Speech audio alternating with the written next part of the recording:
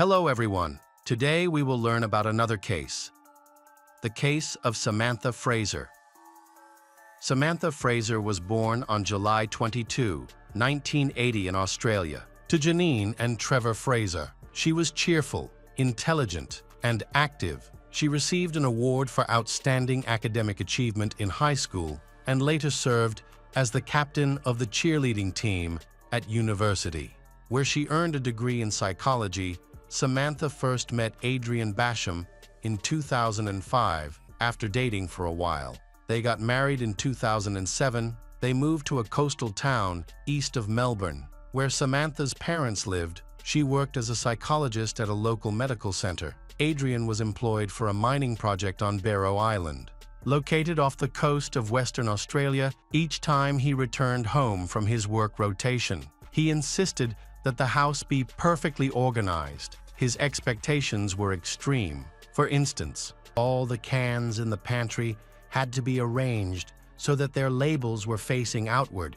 If this standard was not met, it could lead to serious arguments. Despite the strain in their relationship and Adrian's frequent absences, Samantha's patience and good nature helped them navigate their challenges and maintain their life together. They eventually had 3 children. With her professional skills, kindness, and ability to connect with others, Samantha became a cherished member of the community. However, many were unaware of the struggles she faced in her personal life. Their relationship was plagued by abuse and controlling behavior. In 2014, Samantha was a victim of violence at the hands of Adrian, and this occurred again in 2016. This time, she chose to speak out and reported his actions. By then, Samantha lived in fear of Adrian, believing he was tracking her movements through his phone.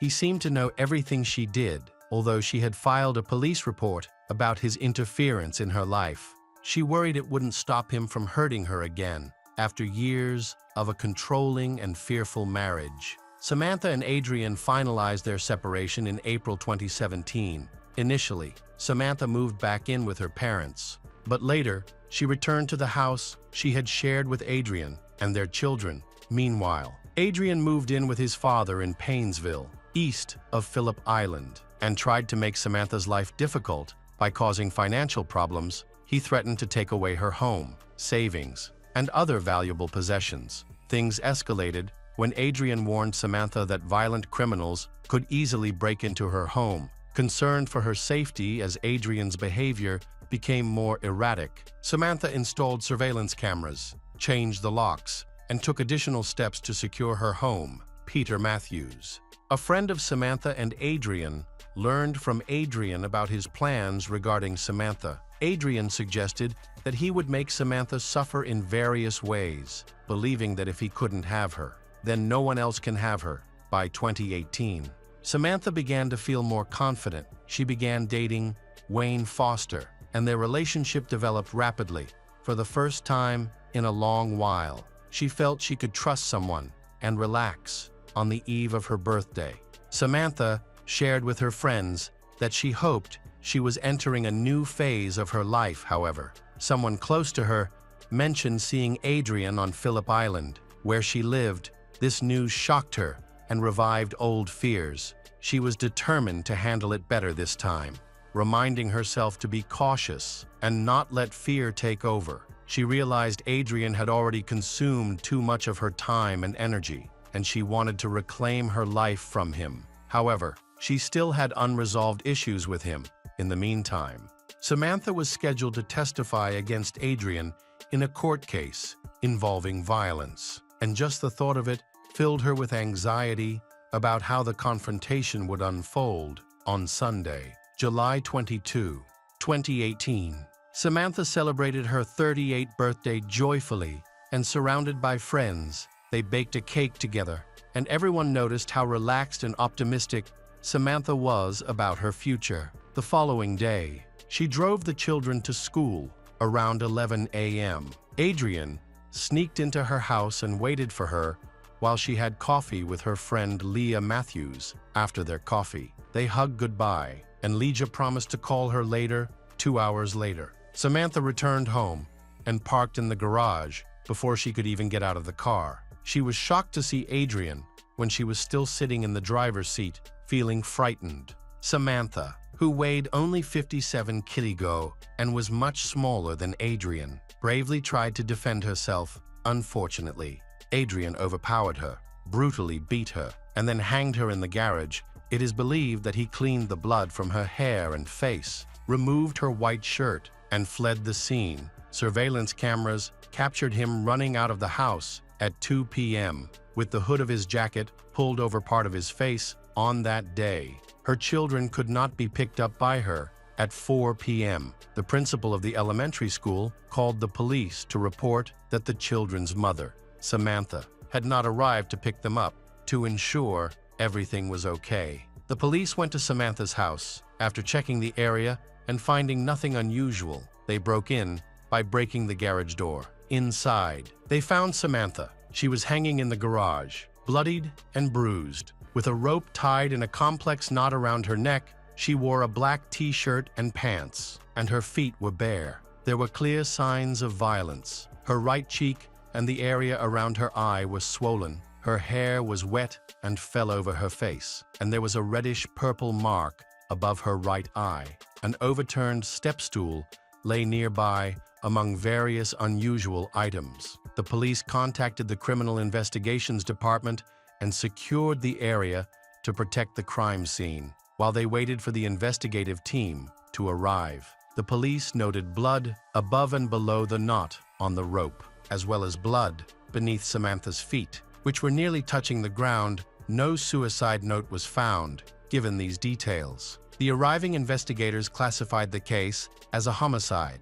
After examining the scene, detectives searched Samantha's Land Cruiser and discovered her wallet, diary, and mobile phone inside. Notably, her purse contained $9.5 in cash, which had no clear explanation. The investigation team decided to request footage from surveillance cameras. They also investigated the homicide by examining the utensils in Samantha's kitchen, found 2 glasses on the table and traces of blood near the dishwasher in the garage. They also looked for fingerprints on the walls and shoe prints on the floor. On that same Monday, James, Adrian's father, noticed that his son returned home late on his motorcycle. Adrian parked the motorcycle in the garage, and James was alarmed to see him riding at a dangerous speed. He also noticed a scar or scratch on Adrian's nose. When James asked about it, Adrian explained that he must have gotten it from a tree branch during his ride. Adrian looked tired, making James think it was from the long journey. Adrian mentioned that he had been in a bad mood all day.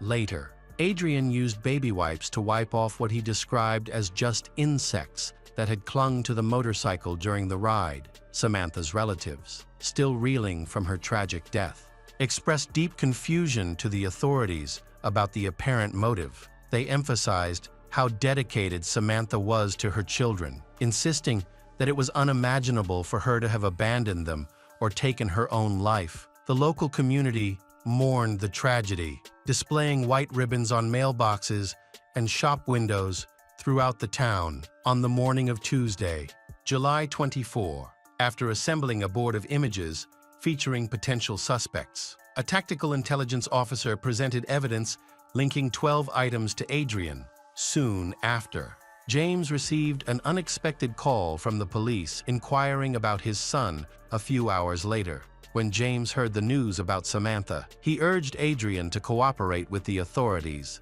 When the police came to their home, Adrian followed his father's advice and listened in silence. However, a fresh scratch on his nose hinted at something more. Lacking sufficient evidence against him, the officers left, hoping the investigation would progress. On July 26, 2018, the police arrived at James's home with a search warrant for a motorcycle. During the forensic examination, they found several bloodstains, including one on the fuel tank. Forensic experts also discovered DNA samples on the handle and under Samantha's nails. They determined that the severe head injuries Samantha sustained resulted in a traumatic brain injury. The incident received national media attention and a Facebook fundraising page created to support Samantha's children. At the time, the 3 children were being cared for by Samantha's parents, who were on vacation in the United States upon hearing about the tragedy. The grandparents returned to care for their grandchildren. Meanwhile, the investigation continued, and the examination supported claims that Samantha could not have taken her own life, as she would not have left her children alone. The DNA analysis results provided undeniable evidence that led to Adrian's arrest and charge for Samantha's murder on Friday, August 10, 2018. Family and friends gathered to honor Samantha, along with the close-knit community of Phillip Island, who came to say goodbye to their beloved local psychologist. Around 400 people filled the hall, with some guests carrying bouquets of flowers. The wait for the trial was particularly lengthy, during which Samantha's eldest daughter struggled with anxiety, guilt, and even thoughts of self-harm. Her younger siblings experienced similar feelings, but all family members and close friends offered strong support to the children. When it was announced that the trial would take place in 2022, Samantha's eldest daughter spent 4 long months preparing what she wanted to say to Adrian. The trial began in the early months of 2022 at the Supreme Court of Victoria. During the proceedings, she bravely took the stand and looked her father in the eyes as she told him that his actions had not broken her. In fact, her presence was enough to show this. As she turned to the court to ensure that her mother would receive justice, she explained to her father that her actions were motivated by her love for her family, friends, and herself. As she was still grappling with the trauma of her mother's murder and the deep emptiness it left in her life, Samantha's second daughter, who was 9 years old, testified in court that her father had taken away the best part of her heart. Additionally, Janine spoke about her youngest grandchild in court, revealing that he was so terrified of his father that he built a fortress in his bed on court days to shield himself from the monster, despite the pain of his children. Adrian attempted to alleviate his own guilt over his horrific crime.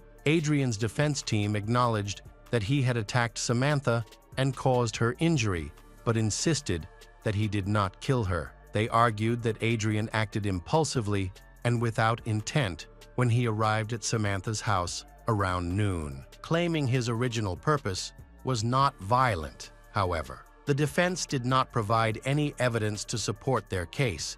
In contrast, the prosecutors contended that Adrian had attacked Samantha, resulting in her death, and then tried to conceal his crime by hanging her on the garage gates. Adrian attempted to convince the jury that another person had assaulted Samantha and that she took her own life as a result. After weeks of deliberation, the jury found Adrian guilty of intentional murder. The judge stated that Adrian acted out of selfishness, killing his ex-wife to avoid facing court proceedings related to domestic violence incidents in 2014 and 2016. In late February 2023, Adrian Basham was sentenced to life in prison, with a minimum of 30 years to serve before he can be considered for parole. When the verdict was announced, Samantha's family applauded, while Samantha's eldest daughter watched her father's reaction to his sentence. In subsequent statements, she said that the damage inflicted by Adrian was incomparable to anything else. As they left the court, Adrian briefly stopped to look at his children outside the courthouse. Trevor, the primary guardian for his grandchildren, declared that justice had prevailed. Samantha's friends were also present, viewing the verdict as a significant milestone in similar cases. To further this cause, they established a fund dedicated to combating domestic violence. Lydia, a friend who had shared hugs with Samantha before her death, noted that starting the fund was the only truly positive outcome amidst this tragedy. Hello friends, welcome to our channel. Today we're going to take a look at another horrible case with you. The case of Solomon family. Angela grew up in a religious family in Nashville, USA. She was talented in singing and excelled academically. Then, she earned a doctorate in pharmacy and was successful in her career, which allowed her to earn a good income. She bought a house and lived a fulfilling life. In 2001, she reconnected with Aaron Solomon, a charismatic guy she had known since school. He was a sports presenter on a TV channel and made a good impression on her. The couple started dating, and just a few months later, Angela became pregnant with a son. In 2002, their first child was born, named Grant. Immediately after that, Aaron proposed to Angela, but their relationship was complicated, and she was unsure about marriage. She initially planned to raise the child on her own. However, her religious family pressured her to marry, and she eventually agreed. Aaron turned out to be a caring father and loving husband, and their relationship improved. For years after their wedding, in October 2006, they welcomed a daughter named Gracie. Grant, who was 4 years old at the time, was thrilled to have a younger sister. He stayed by her crib and helped his mother with her care. Then, he began playing baseball and became a successful player on his school team, gaining popularity among his peers.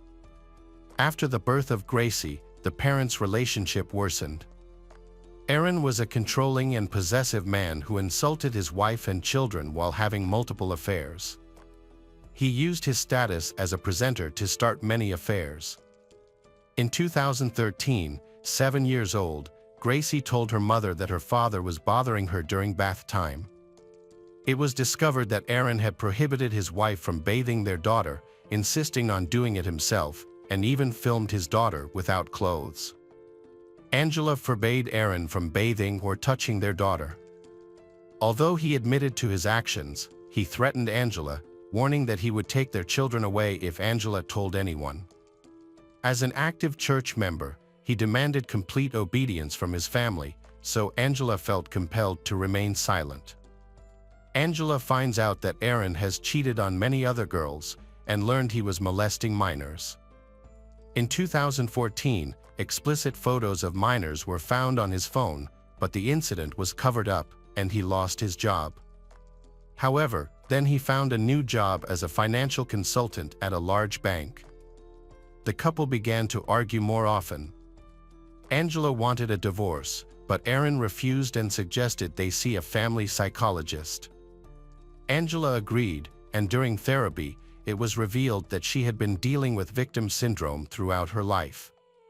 Her parents had been harsh, imposing their religious beliefs on her, and she had entered an unfortunate marriage with Aaron, who was narcissistic and struggled with sexual addiction. The sessions didn't help with their family problems. Angela found another psychologist she trusted and shared all the details of her life and family issues. She started considering a plan to leave Aaron, who was controlling and wouldn't let her go. She kept notes on her phone and communicated with the psychologist via email. However, Aaron was secretly listening to her therapy sessions, checking her phone and email, and was aware of all her plans. She complained to her parents about Aaron's troubling behavior, but they didn't support her. They sided with he, believing, due to their faith, that a woman should endure her husband's behavior and keep the household intact. She felt unsupported by everyone. Aaron's behavior deteriorated, and he started to become violent towards his wife and children. The children, wanting to protect their mother, they began sleeping in the same room out of fear of their father. One day, Aaron attacked Angela in the bathroom, attempting to strangle her with a hairdryer cord. She was ready to say goodbye to life when her 11-year-old son, Grant, intervened and managed to stop his father. Terrified, she and the children chose not to tell anyone about the incident and did not report Aaron to the police. However, he called 911, falsely claiming that she had tried to end your life using the cord. She was then hospitalized for psychiatric evaluation, despite asserting that she was mentally sound. Eventually, doctors reassured her that she was indeed healthy. Angela's psychotherapist learned about her situation and shared their correspondence, explaining that Angela was a victim of domestic violence. Angela was discharged from the hospital on May 11, 2013, and was advised to obtain a restraining order against her husband. Medical records confirmed she was not depressed, had no end-your-life thoughts, no history of mental health issues. However, she was indeed a victim of domestic violence and was in a dangerous situation. After her release, Angela was determined to secure a restraining order against her husband and file for divorce. Upon returning home, she found the house empty. She attempted to contact Aaron, but he did not respond. She also tried calling her own parents and his parents, but received no answer. Her relatives dismissed her as mentally ill and ignored her. The next day, May 12th, was Mother's Day.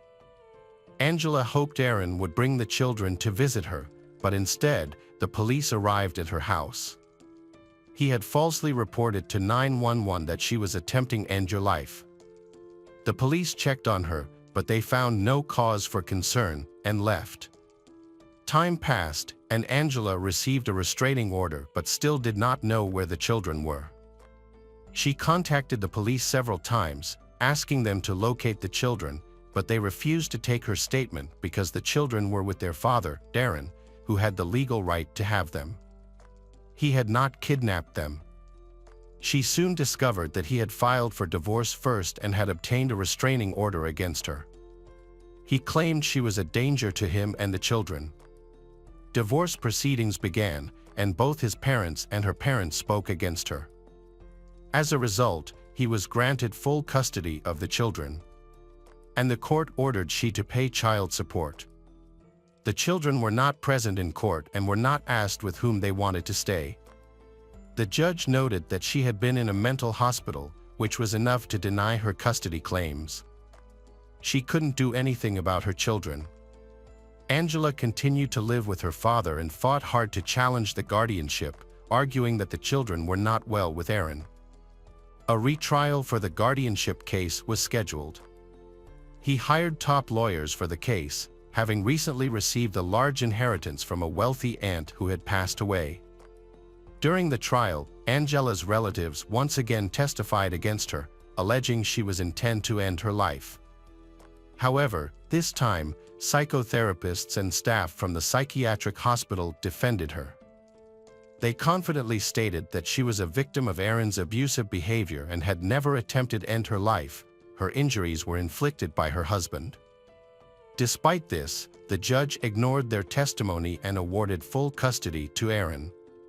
Angela did not give up and repeatedly challenged the custody decision, eventually securing the right to see her children for 2 hours a week. When she finally saw them, she was shocked by their condition. Both Grant and Gracie had lost weight, and Gracie had severe bruises under her eyes. Aaron disciplined them harshly, using physical violence, enforcing a strict diet, and banning unhealthy and sweet foods. Grant once jumped out of a moving car to escape from his father and was injured. The children were told by their father that their mother, Angela, was dead when she was actually placed in a mental hospital.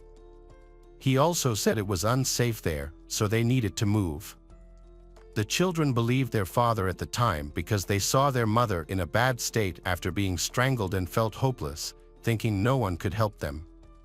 Angela fought to gain full custody of the children, which required her to undergo a psychiatric examination to prove her mental health.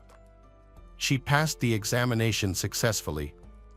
In 2014, the court increased Angela's child visitation rights to 6 hours per week, but kept the children with their father. She continued her legal battle. In early 2015, Angela received devastating news. Aaron had been raping 9-year-old Gracie for several months. The frightened girl felt she couldn't tell anyone. She described feeling sleepy and falling asleep after eating.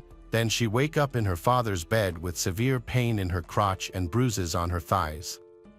She didn't know how the bruises got there. Her father, Aaron, claimed it was a rash from her bathing suit, but she knew that wasn't true. He never took them to the doctor, fearing exposure, even when they were very sick. Gracie recounted how Aaron beat them, drove recklessly to scare them, and neglected their basic needs. Angela was horrified by this information and tried to use it to gain custody of the children from Aaron, their abusive father, awaiting a new trial. In April 2015, Aaron filed a complaint against Angela for not paying child support, leading to her arrest. She argued that Aaron was not properly caring for the children and was using the child support money for himself and his lovers, despite having inherited wealth. Angela was later released and continued to pay child support. She fought for her children for several more years, reporting Aaron to law enforcement, contacting his church, and warning the church school about the danger he posed. However, no one took her seriously, and everyone thought she was crazy. In 2018, Grant and Gracie ran away from home. Aaron immediately contacted the police, and the children were found quickly. When they returned, Aaron punished them harshly. Angela, upon discovering this, requested an emergency custody hearing due to Aaron's abusive behavior. On August 17, 2018, during Grant's baseball tournament, Aaron and Gracie came to watch the match. After the match, Aaron took Gracie with him, while Grant stayed at the sports camp. Aaron rented a hotel room with only one bed for the night. Despite 12-year-old Gracie's request for a room with 2 beds, Aaron raped her that night. The following day, on August 18, an emergency custody hearing took place. Gracie disclosed what her father had done, but Aaron's lawyer denied the allegations, suggesting that Gracie imagined the incident and arguing that Aaron, being a loving father, couldn't have committed such an act.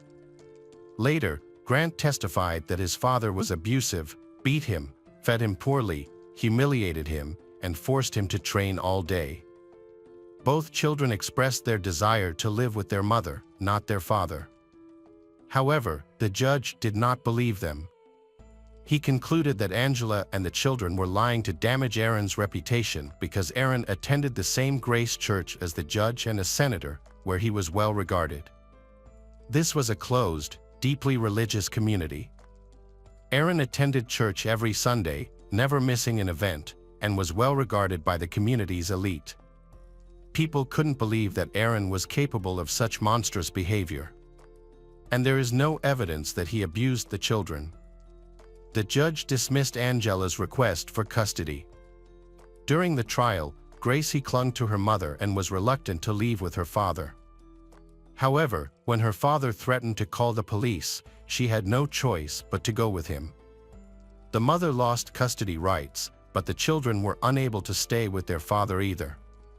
Gracie and Grant sought help from school staff, a psychologist, and the church, sharing the terrible things their father had done to them. However, the principal called them in and urged them to remain silent to protect both their and their father's reputations. Despite their efforts to explain why they didn't want to return home, the principal dismissed their claims, saying he had heard it all before and didn't believe them. He contacted their father, who then removed them from school.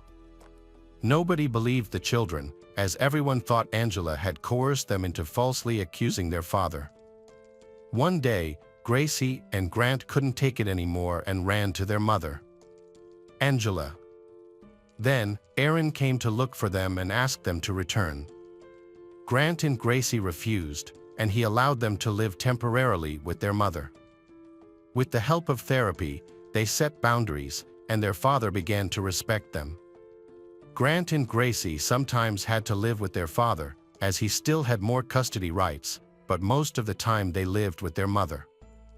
During those times, they were happy, and the relationship with their father became more tense and reached its peak. On July 20, 2020, 18-year-old Grant was driving to his training, which was about an hour away from Angela's house.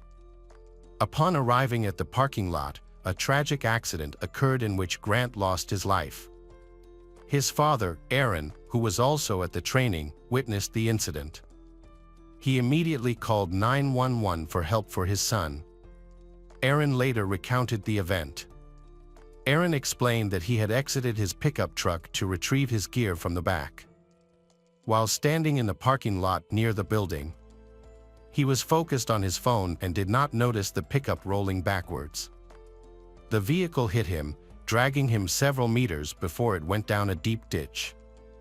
Aaron, who was there with 3 others, saw everything unfold. When the police arrived, they found Grant lying on his back beneath the front of a car, but the tires were not touching him. Blood was streaming from his nose and ears. Using a jack, they managed to lift the car and pulled him out. He was still breathing, so they performed CPR and rushed him to the hospital. Unfortunately, despite their efforts, Grant, who was in serious condition, died on the way without regaining consciousness. Although he had multiple injuries, but the official cause of death was cardiac arrest. Strangely, Aaron accompanied him to the hospital and signed papers preventing an autopsy and organ donation. When Angela learned about the incident, she hurried to the hospital and requested an autopsy, but her pleas were ignored. The police classified the case as an accident and didn't pursue further investigation. Angela believed Aaron's account of the incident was false, pointing to various inconsistencies. Grant's injuries didn't match those of someone trapped under a car. He had no typical crushing injuries. The hospital recorded just one head injury and 3 bruises, on his jaw, left hip, and right hip. Aaron claimed Grant drove a pickup for about an hour to reach his training, yet there were no burn marks from a hot car, nor were there abrasions from being dragged on asphalt. At the scene of the tragedy, there was no blood, and Grant's shoes were completely clean, which contradicted Aaron's story. The grass near the car's exit and the path where the body was dragged were untouched. There weren't even tire tracks where they should have been. Instead, they were found on the other side of the sidewalk. Grant's glasses were discovered there too. He always wore his glasses because he had poor vision without them, shown in all his photos. So, how did his glasses end up on the sidewalk if he wasn't there? He was in the parking lot. Why didn't his glasses fall there when the car allegedly ran over him?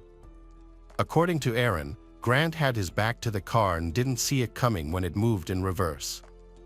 Strangely, Grant was found lying on his back under the car but in the opposite direction. How could his body have turned 180 degrees under the car? It seems impossible. Furthermore, how could the car back into the ditch and then get back up and out of the ditch? It was hard to believe. None of the people in the nearby buildings heard Grant's screams, which should have been heard during such an accident. Everything happened quietly, so no one saw or heard anything. There were no CCTV cameras, and the 3 guys Aaron mentioned on the call were not there either. Strangely, Aaron did not attempt to rescue his son from the car, even though Aaron was briefly with him. Aaron just watched as his son died. Grant never stored equipment in the back of the car. He always left his uniform on the back seat. The phone Aaron claimed Grant was using was never found. Although Grant always carried his phone with him and called his girlfriend every morning, he didn't call that day for some reason. There was no damage to the car. Even though the rear bumper of this car model is fragile and prone to breaking, it was intact. It would have been damaged in such a descent. There were no witnesses to this tragic accident. A man saw Aaron walking along the road shortly before the tragedy, in the parking lot. It's unclear what he was doing there, although Aaron claimed he arrived later. At his son's funeral, Aaron described his death as a divine act, leaving everyone surprised. People were shocked by Aaron's lack of emotion. He showed no grief for his son. Angela suspected that he may have hit their son with his car elsewhere and staged the accident by bringing their son to the location afterwards. There was confusion as to why the pickup truck unexpectedly rolled away, as it had been parked correctly and had no previous issues.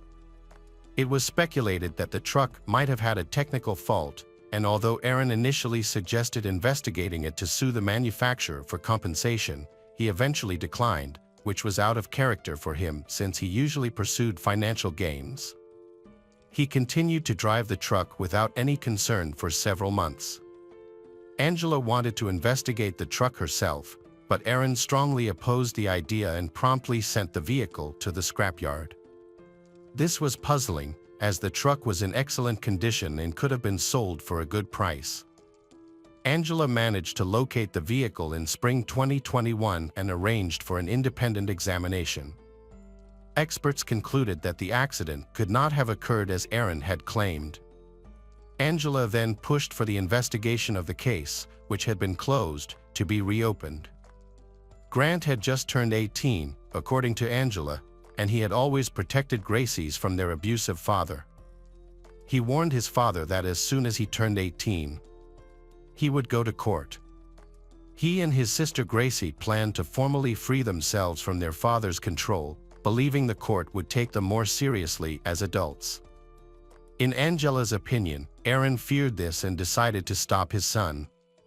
Gracie was devastated by the loss of her beloved brother, who could protect her. On May 12, 2021, Gracie, then 14, uploaded an 18-minute video on YouTube in which she described her father, Aaron, as a monster. She claimed that he attempted to kill their mother, raped her, and physically abused both her and Grant, eventually killing Grant. Gracie fears that her father might harm her now that her brother is gone. They are defenseless, and their father started harassing them. Despite a restraining order, Aaron continued to stalk she and begged her to return home, but she refused. She was granted legal protection, but her father ignored it and kept following her from school. Due to the school principal's friendship with he from church, they refused to enforce the restraining order. After this interview, Aaron once again complained that Gracie was being negatively influenced and turned against him. He persuaded she that she imagined everything and that her mother had suggested the idea of rape. Aaron filed a defamation lawsuit against Angela, gathering people who refuted the information in the video Gracie recorded. He claimed Angela demanded he give up custody and threatened him. Angela was determined to seek justice. At the trial, Aaron withdrew the lawsuit but is considering refiling with a new legal team. Angela and her daughter Gracie are striving for justice for Grant. Gracie prefers to live with her mother and not see her father. They launched a website and gathered support from many people after Grant's death. However, the pastor, the school principal, and other individuals denied any involvement. One of Grant's classmates mentioned that she, along with Gracie, asked the school administration to intervene and protect them from Aaron, but the school dismissed their request, saying it was beyond their responsibility. In Tennessee, there is a law requiring anyone who suspects child abuse to report it to the Department of Children. However, no one reported anything in this case. After Grant's death, students were not allowed to discuss the tragedy at school. Later, the pastor left the church, causing a significant split within the congregation. Currently, Aaron has not been charged with any crimes related to Grant, and he denies all accusations against him. Aaron's supporters occasionally post on social media, accusing Gracie and Angela of lying and behaving unchristianly.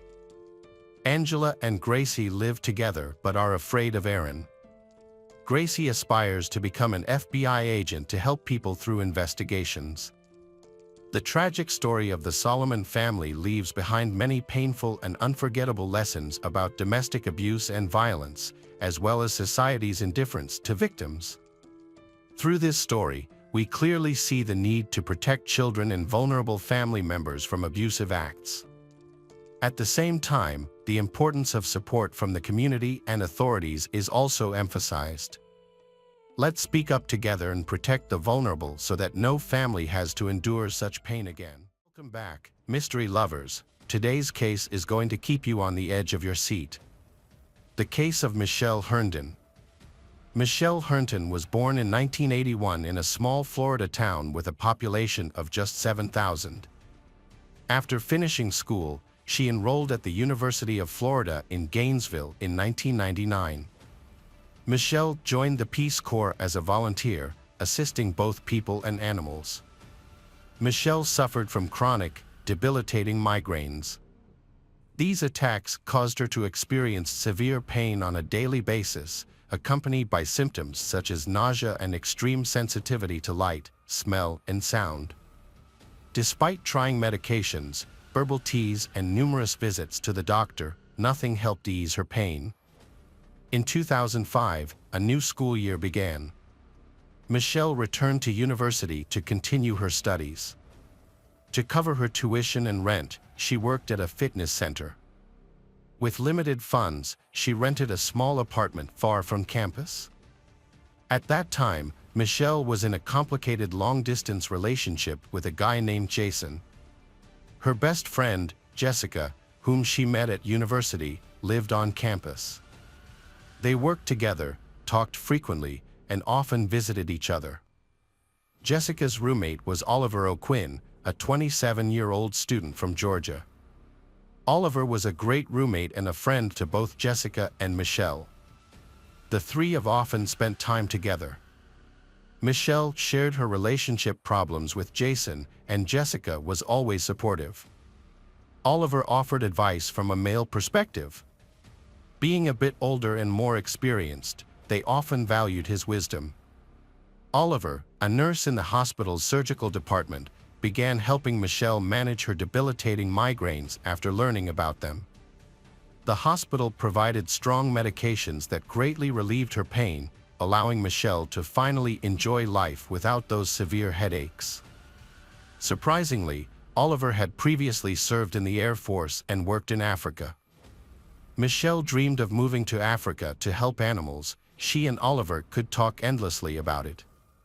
Michelle decided to take a break from her long-distance relationship with her boyfriend, Jason. During this time, she met Scott, a funny musician who played guitar in a band. Michelle felt very comfortable with Scott. However, in mid-October 2005, Jason returned and pleaded with Michelle to reconcile, and she agreed. She began making plans to spend Thanksgiving together. Meanwhile, Oliver was not impressed with any of Michelle's boyfriends, considering them frivolous and unreliable. The reason was that Oliver was in love with Michelle. Many acquaintances had suspected this for a while, noting the way he interacted with her and the way he looked at her. Oliver was constantly involved in her relationships and even accompanied her on dates, which seemed awkward, but Michelle didn't mind. She believed that they were just friends and didn't see anything wrong with that. At the end of October 2005, Michelle met with Jessica to share some exciting news. She and Jason had decided that she would move in with him, 500 kilometers away. Jessica was thrilled for Michelle, congratulated her, and asked about Oliver, but Michelle didn't respond. Michelle began getting ready for the move, balancing her busy schedule of studies, work, volunteer activities, and now packing and buying household essentials. Despite the hectic pace, she enjoyed these tasks. As a result, Michelle and Jessica saw each other less frequently, usually only catching up during their weekend volunteer work. They planned to have dinner together on November 9, 2005, looking forward to catching up and sharing stories. However, Michelle didn't show up for the meeting that evening, which was uncharacteristic of her. Jessica tried to call her friend, but she didn't answer. She assumed Michelle was upset about something and believed that was why she didn't show up. Jessica left several messages asking Michelle to explain what happened and why she was upset, but Michelle never responded. Jessica decided not to wait any longer and went home. When she got home, her phone was dead, so she charged it and went to bed. The next morning, on November 10th, Jessica discovered many voice messages on her phone. One was from the fitness center where both girls worked. The administrator asked about Michelle's absence, as she had not been at work for a couple of days. Their shifts didn't overlap, so they didn't see each other at work, leaving Jessica unaware of Michelle's absences. Understanding the significance of this project to Michelle, Jessica became anxious. She worried that something might have happened to Michelle. Jessica tried calling Michelle again, but there was no response. She then reached out to all her friends, but none of them knew where Michelle was. Concerned, Jessica got into her car and headed to Michelle's house to check on her.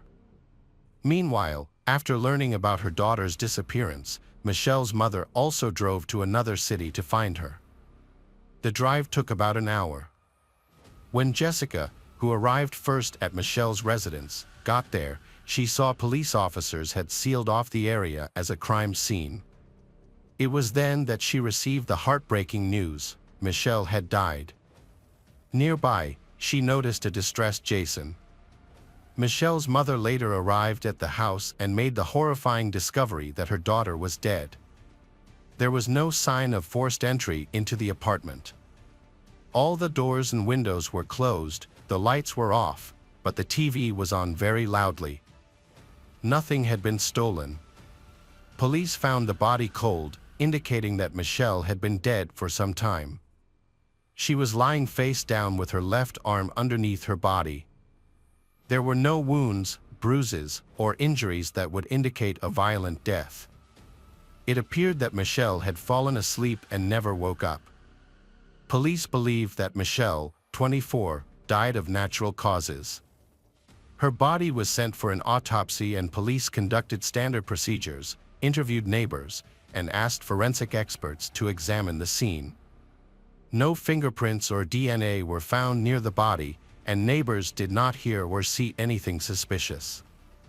Police believe Michelle had used illegal drugs and died of an overdose.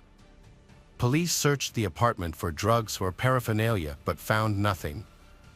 There were only a few bottles of beer in the refrigerator.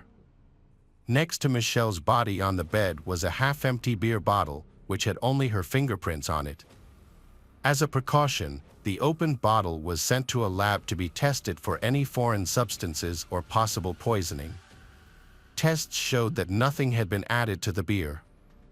The medical examiner was unable to determine the cause of Michelle's death. She appeared to be completely healthy, with no illnesses other than migraines, which were unlikely to have been a significant factor. This led to many questions about how a young, healthy girl could fall asleep and not wake up. The position of her body was unusual for a natural death, raising further doubts. The expert concluded that Michelle died on the night of November 8th. The medical examiner is continuing a more thorough investigation to uncover the truth. Meanwhile, the police are looking into who she might have been in contact with around that time. Initially, questions emerged regarding Michelle's boyfriend, Jason, who was the first to arrive at her apartment and call the police. How did he end up there when he lived 500 kilometers away in a different city? Police brought Jason to the police station for questioning. Jason explained that he hadn't been able to contact Michelle for 2 days. Concerned, he drove over 5 hours overnight to check on her. Upon arriving on the morning of November 10th, he knocked on her door, but no one answered. He continued calling and knocking without success. Seeing Michelle's car in the parking lot, hearing her dog barking inside, and her phone ringing, he feared something was wrong. Looking through the window, he saw Michelle lying motionless on the bed. He then immediately called 911. The police arrived, broke down the door and found Michelle's body in the apartment. Jason appeared very sad and distressed. He had an alibi for the time of Michelle's death because he was in another city, so the police released him. The medical examiner provided new information after a careful examination of Michelle's body. A small needle wound was found on her left hand, located under her body. Police contacted her doctor to see if Michelle had undergone any tests or procedures the day before, but the doctor said no.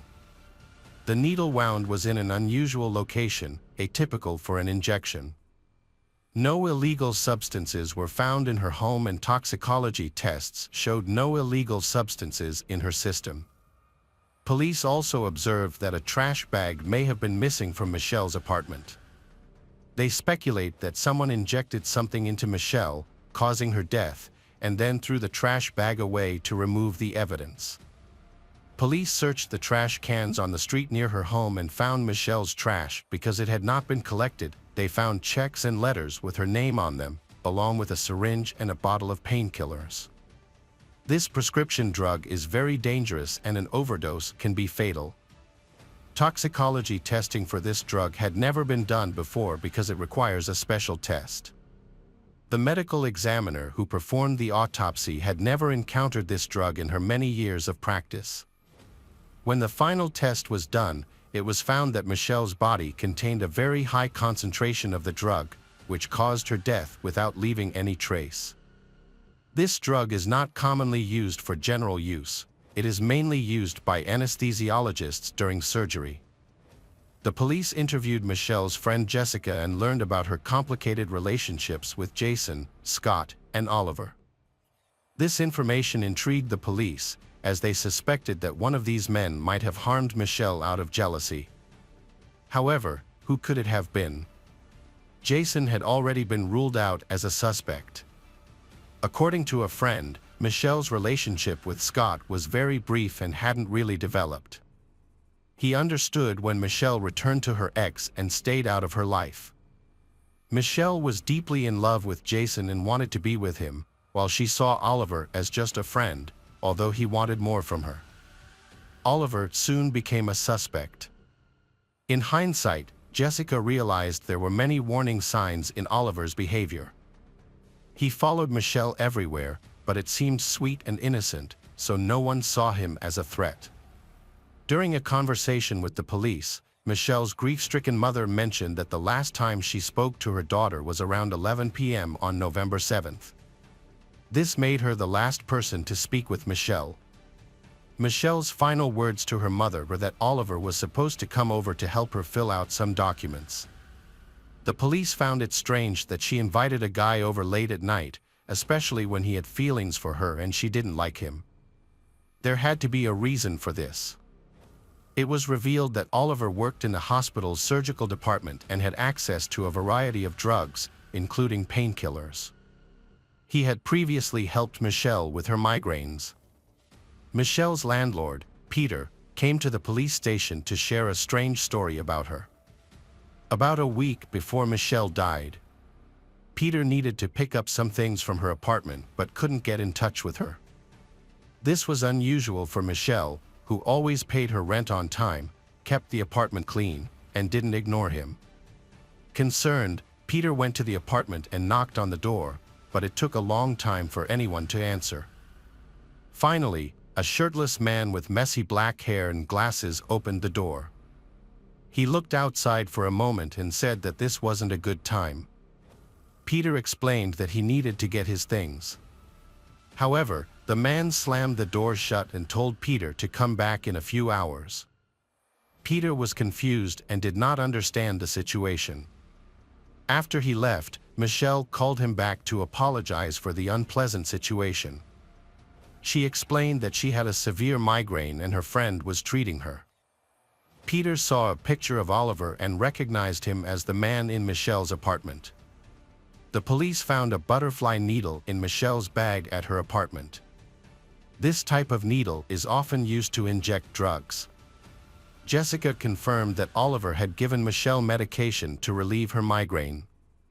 Jessica also mentioned that Michelle was afraid of regular needles, so Oliver used a small butterfly syringe instead. Michelle could not inject the needle herself because she was too afraid to even look at it. If she injected the drug incorrectly, she would die immediately. So the drug was administered by someone with medical knowledge. This again pointed to Oliver's involvement. The police finally understood why Michelle had remained friends with Oliver and invited him to her home. He had provided her with a strong painkiller. Police did not find Oliver's fingerprints on the syringe or vial. He may have worn gloves and disposed of them elsewhere, leaving only Michelle's DNA. To charge him, the police would need to link the syringe to Oliver. The vials had a unique identification number, indicating they came from the department where Oliver worked. The drugs were stored in a special refrigerator that required a patient number and staff name to retrieve the drugs. This discovery confirmed that Oliver had taken the vials. Later, the police went to the hospital to talk to Oliver, but he did not show up for work. It was discovered that he had been fired on November 9th, shortly after Michelle's murder. Police suspected that he had been fired for using dangerous drugs, but hospital management denied this, saying that Oliver had been fired because his skills did not meet their standards. However, rumors circulated in the hospital that Oliver had been fired due to a shortage of medication. The police found out that Oliver was working at another clinic. They went to the clinic and spoke to a nurse who was surprised to see them. Oliver was then taken to the police station for questioning. He said that he had heard about Michelle's death from someone and expressed his condolences. The police were surprised and asked if they were close friends. Oliver replied that they were just acquaintances. The police then asked why he talked to her on the phone every day. Oliver did not answer. Instead, he said that he had to get back to work and left. At that time, the police did not have a warrant for his arrest. Oliver calmly arrived on campus and collected his things. The guy told Jessica at the end that he was going on vacation and left. It turned out that Oliver went to visit his ex-wife and daughter and then flew to his homeland in Ireland. There, he received a license and got a job at the hospital. After the police took the bottle of painkillers used on Michelle for analysis, the DNA test results came back. Confirmed that there was Oliver's DNA on the bottle cap, indicating that he had injected Michelle with a fatal dose of the drug. The police discovered that Oliver had left but was unable to act, despite having a warrant for his arrest. Extradition to the United States is often controversial for countries that oppose the death penalty. In this case, an Irish journalist alerted the police to Michelle's story. He proposed publishing an article detailing Michelle's death and highlighting Oliver's possible involvement, including his photograph and arrest warrant, to alert the public. The police approved and the article was published in April 2006. Upon reading the article, Oliver fled the country to Africa, where he had previously worked, fearing public backlash. He was eventually tracked down, arrested, and extradited to the US, where he was jailed. Oliver was charged with Michelle's murder but pleaded not guilty. His lawyers argued it was an accident, claiming that Michelle had requested Oliver to inject her with drugs for pain relief. That evening, Oliver miscalculated the dose, inadvertently giving her a lethal amount, leading to her death. The dose administered was 4 times the lethal amount, which was surprising since no one could believe an experienced nurse familiar with the drug would make such an error. Oliver did not apologize to the deceased's family for this mistake. The prosecutor had a different theory, suggesting that Oliver killed Michelle out of jealousy and revenge, as he did not want to share her with another man. It was alleged that he deliberately gave her the fatal dose with the intent to murder.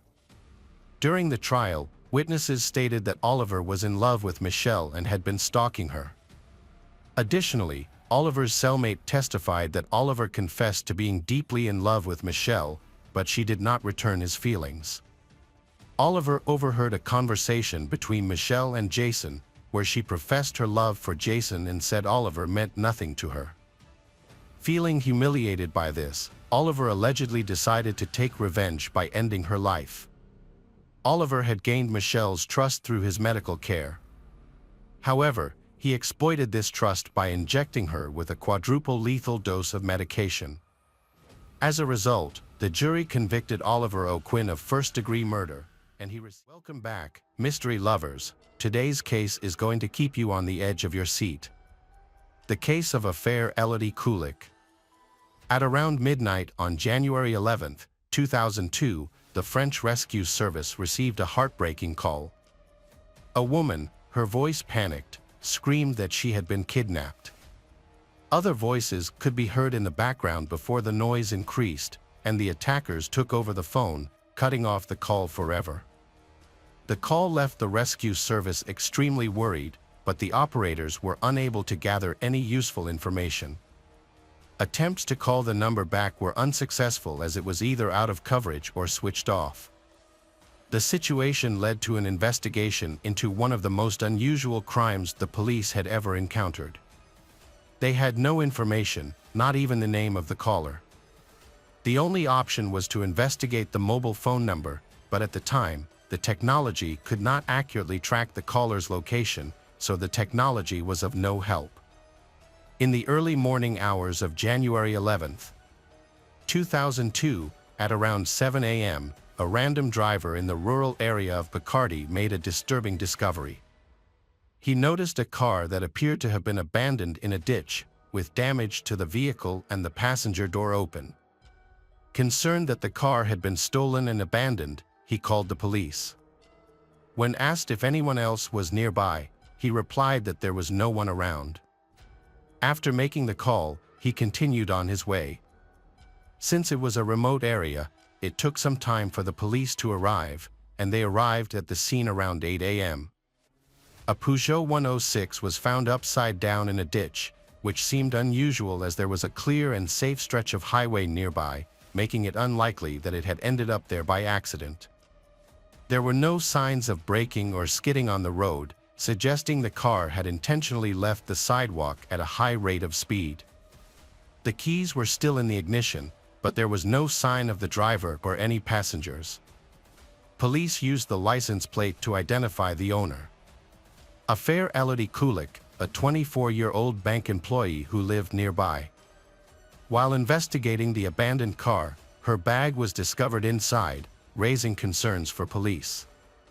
The bag contained her money, cards, and keys, but she had disappeared without a trace. Police went to the bank where the affair worked. Bank employees told them she had not shown up for work that day. They then contacted the local hospital, but there were no reports of any victims matching Affair's description. That morning, Affair's father contacted the police to report her absence. He explained that he had tried calling her cell phone, but she did not answer and did not make contact, which was very unusual for her. Normally, if she had any problems, she would always notify her family if she would be late or unable to come home. However, this time, she did not respond and it appeared that she had disappeared.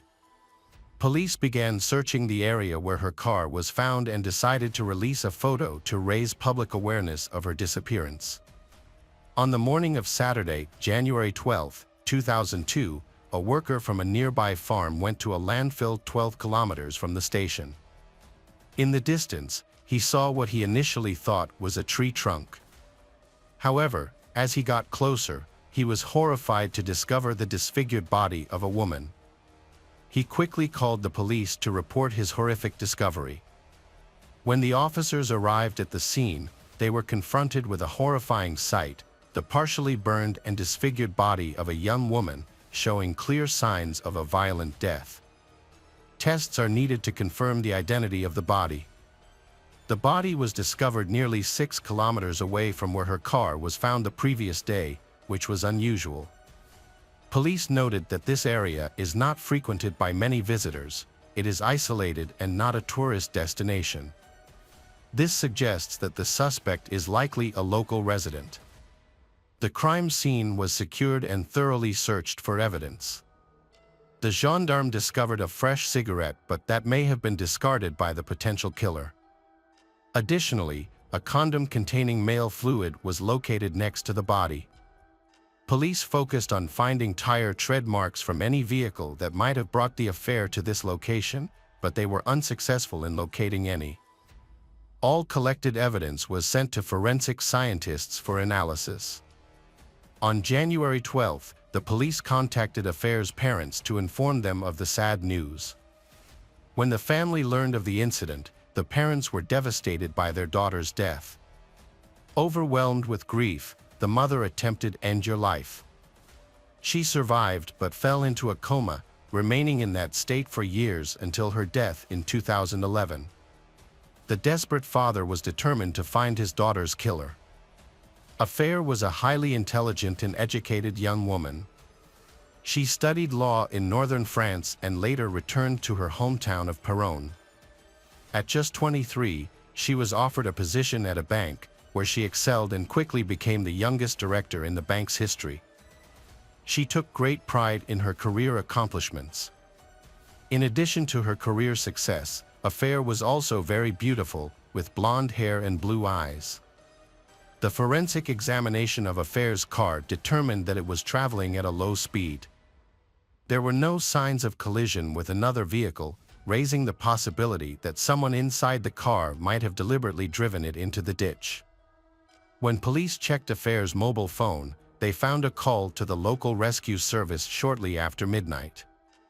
The call ended suddenly after she managed to scream. Police retrieved a 26-second recording filled with noise and unidentified male voices. While this recording did not provide clear evidence, it was notable because it indicated male involvement during the incident. The autopsy results showed that Affair died painfully from strangulation, and DNA evidence indicated that she had been raped.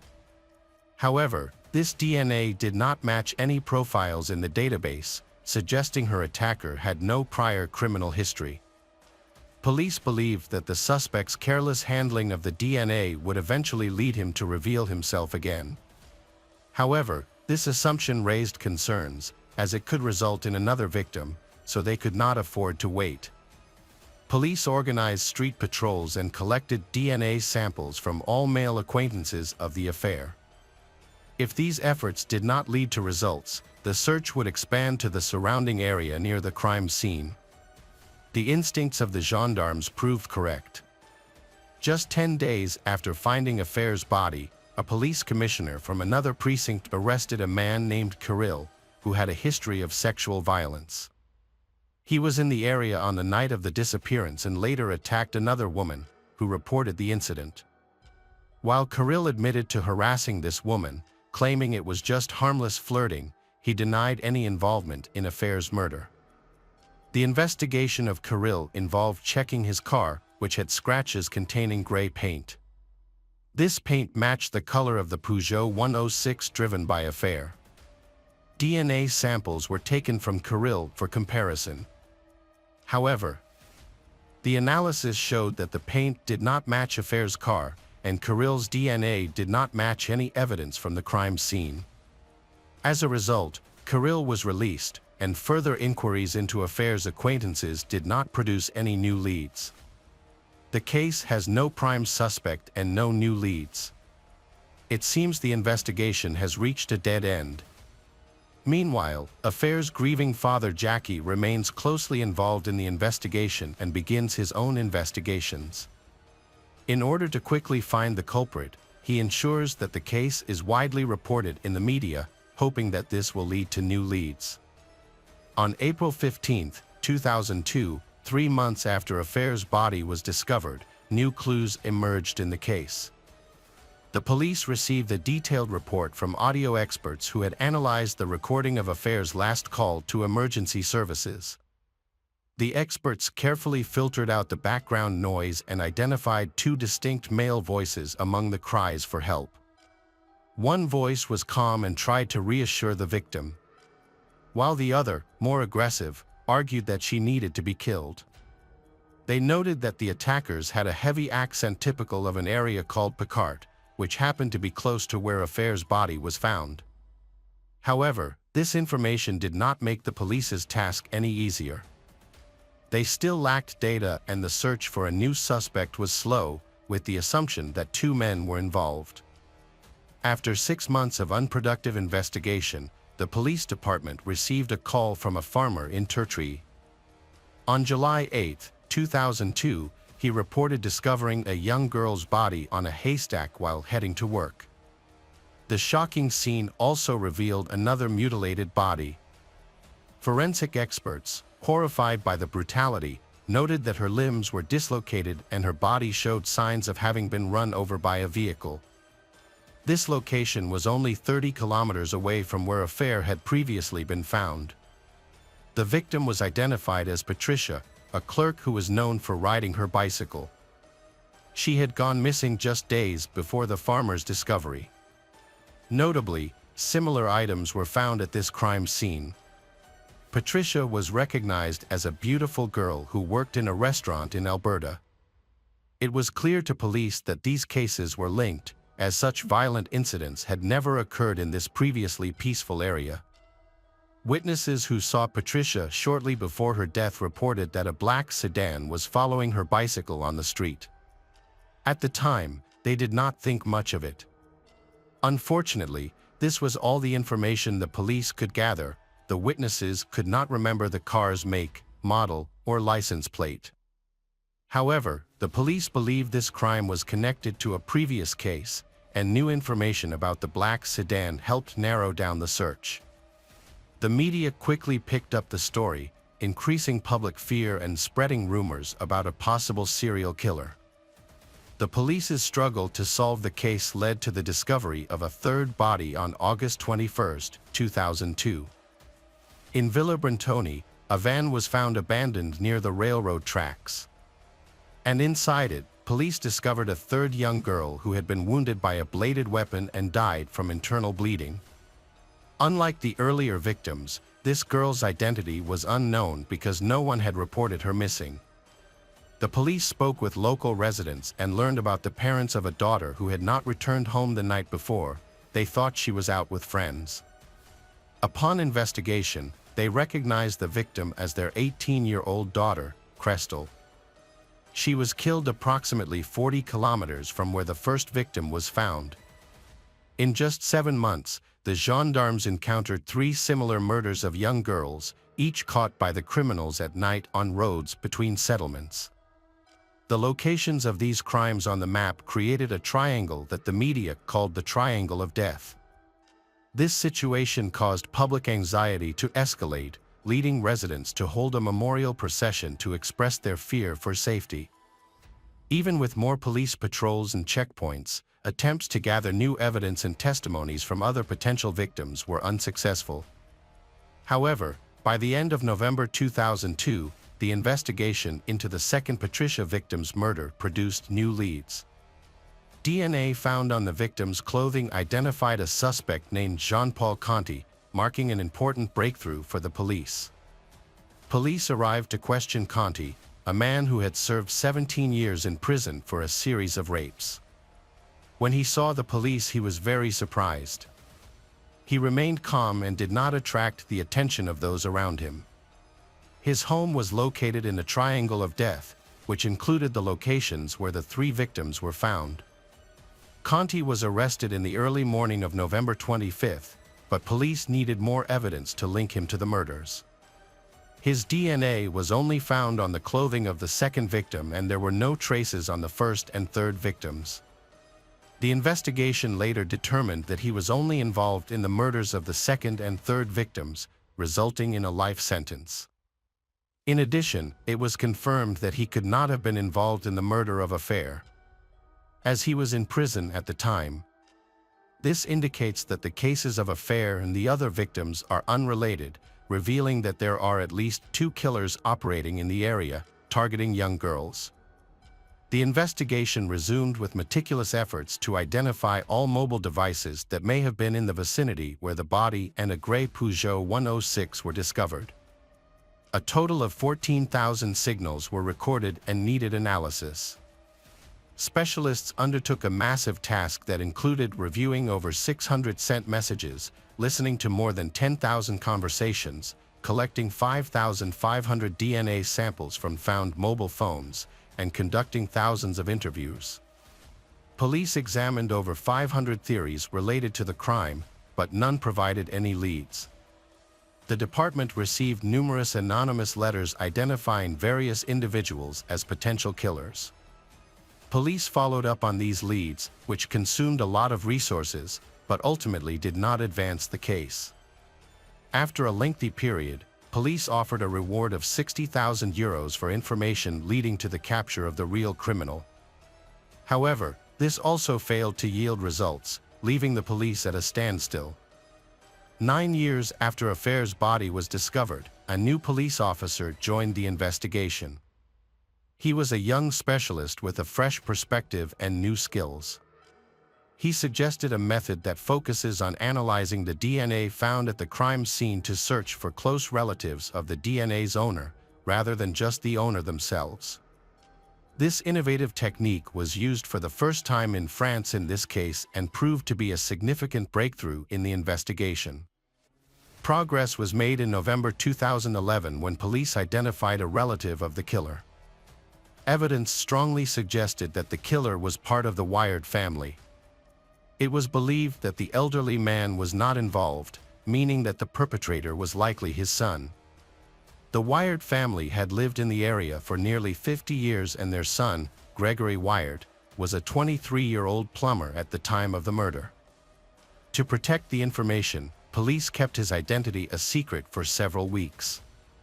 However, they were disappointed to discover that Gregory Wired had died in a traffic accident shortly after the affair murder in November 2003, which was officially ruled a fatal accident.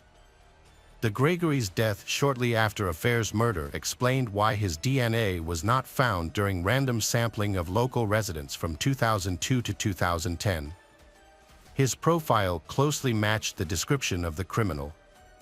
Gregory, known to his friends as a motorsport racing enthusiast, was cheerful but had a violent streak. He abused alcohol and often lost control when intoxicated, making him prone to aggression. To conduct a DNA examination of the suspect, authorities decided to exhume his body from the cemetery for testing. The results revealed a complete match, identifying one of the killers. The next step for the gendarmerie was to find the owner of the second voice from Affair's last call recording.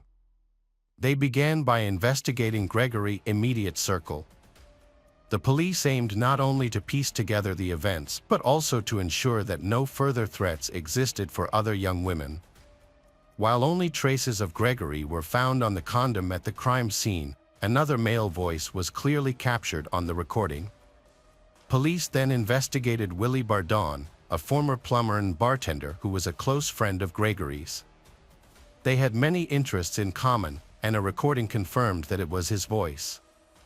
Willie lived nearby, and police knew of his past allegations of violence against women, although those incidents did not result in legal action. Witnesses reported that he had chased them in his car. Despite his troubled past, he had no criminal record, which meant that his DNA was not in the police database. He vehemently denied any involvement in the crime and claimed that the police were mistaken. Ultimately, his DNA was not found at the crime scene. In late March 2013, Gregory's ex-girlfriend assisted police in identifying the voices of Gregory and Willie by listening to a recorded phone call. Willie, who had a recognizable accent, was recognized by people who knew him. Despite this evidence, Willie denied any involvement in Affair's death, maintaining his innocence. Some described him as a kind man, a caring husband and father, while others painted a different picture, noting his impulsive behavior, extramarital affairs, alcohol abuse, and repeated advances toward women. Nevertheless, the case against him went to court. The prosecution's case rested largely on the identification of Gregory's girlfriend's voice and several others. Despite the lack of substantial evidence, the court ruled in favor of the prosecution. In 2019, 45-year-old Willie Bardon was convicted of gang rape, kidnapping, and murder and sentenced to 30 years in prison. While in custody, he attempted to end his life to prove his innocence. His lawyers quickly filed an appeal, and which was accepted. They argued that the voice on the crucial recording belonged to someone else. Experts analyzed the recording but could not confirm whether it was actually his voice, as it was unclear and discontinuous. This uncertainty raised doubts about the evidence against him. As a result, his conviction was appealed and Willie was acquitted due to insufficient evidence. He was released from prison on September 25, 2020. The story continues. A new trial began, and on July 1, 2021, Willie was convicted again and sentenced to 30 years in prison. His attorney appealed the decision, but the appeal was rejected. The defense team expressed their commitment to doing everything possible to. The case of Alexis Rasmussen. Alexis Rasmussen was born in 1995 and grew up in North Ogden, Utah, a small town known for its quiet and not far from Salt Lake City. She loved dancing, reading, and spending time with her family, especially with her brother, who was her best friend. They enjoyed watching movies and chatting together for hours. Alexis was cheerful, sociable, and always smiling. She wanted to be independent and earn her own money for personal expenses. Like many teens, she decided to work as a nanny to earn some extra cash. In the spring of 2011, Alexis started searching for a part-time nanny job. She learned of a couple nearby looking for childcare help. She applied and was hired immediately after the interview. The couple, DEA and Eric Millerberg, were 38 and 36 years old, respectively. They were seen as decent and educated, attending church every Sunday. DEA worked at the hospital, and they had 2 daughters. Alexis's meeting with them went well, and they quickly built a good rapport. She started working almost daily, caring for their children while they was at work. The eldest daughter, from DEA's previous marriage, was 5 years old, and the youngest was just 9 months old. Everyone was happy. Alexis had pocket money, which she spent as she wished and even managed to save some. Eric and DEA were finally able to go to work normally and spend time together, appreciating that their children were always supervised by a young nanny. Meanwhile, Alexis's parents were pleased that their daughter was earning her own money and showing a desire to work, rather than spending time at questionable parties. Many of her friends also worked as nannies or waitresses, so this was considered normal. This thing was ideal for everyone until a tragedy occurred. On September 10, 2011, as usual, Alexis went to babysit the Millerberg family's 2 children during the day. She was supposed to return home in the evening. However, at 11:30 p.m., she called her mother, Dawn, saying that Eric and DEA had not returned from their date yet, and she would have to stay late.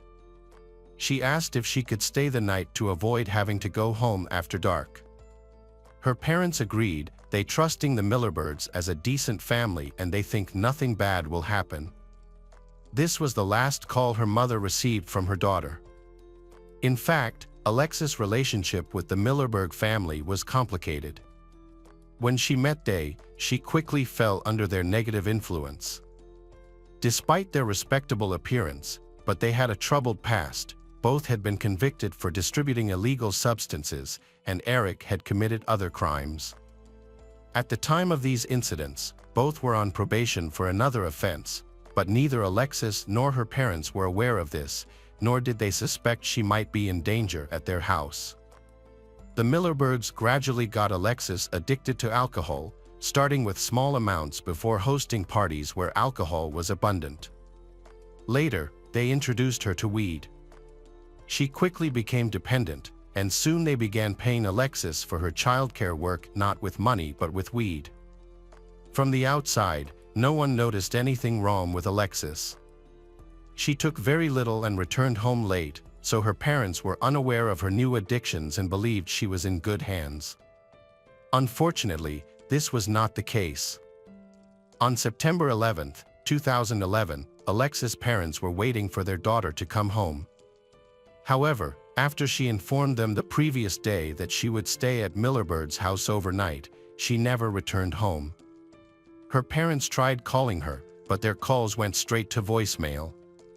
Too worried for her daughter, her mother, Dawn, contacted all of her friends, but none of them had any information. Dawn has also been in contact with the Millerberg family, who said that she had left their home that morning and they never saw her again. Then, Dawn reported her disappearance to the police, who promptly began their investigation.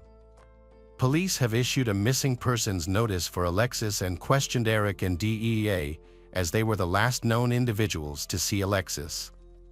When the police arrived at the Millerberg home, Eric and DEA refused to let them inside, saying the house was untidy. They talked to the officers outside, stating that Alexis left their home around 11:30 a.m. to meet a friend, and afterward, the family went to bed and claimed to know nothing more about her whereabouts.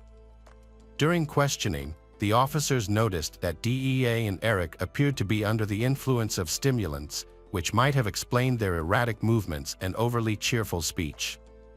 Their behavior seemed suspicious to the investigators, but without a search warrant, they were unable to inspect the house. this made them even more suspicious. The detectives speculated about whom Alexis might have planned to meet. They were aware of her boyfriend and considered that she might have gone to see him.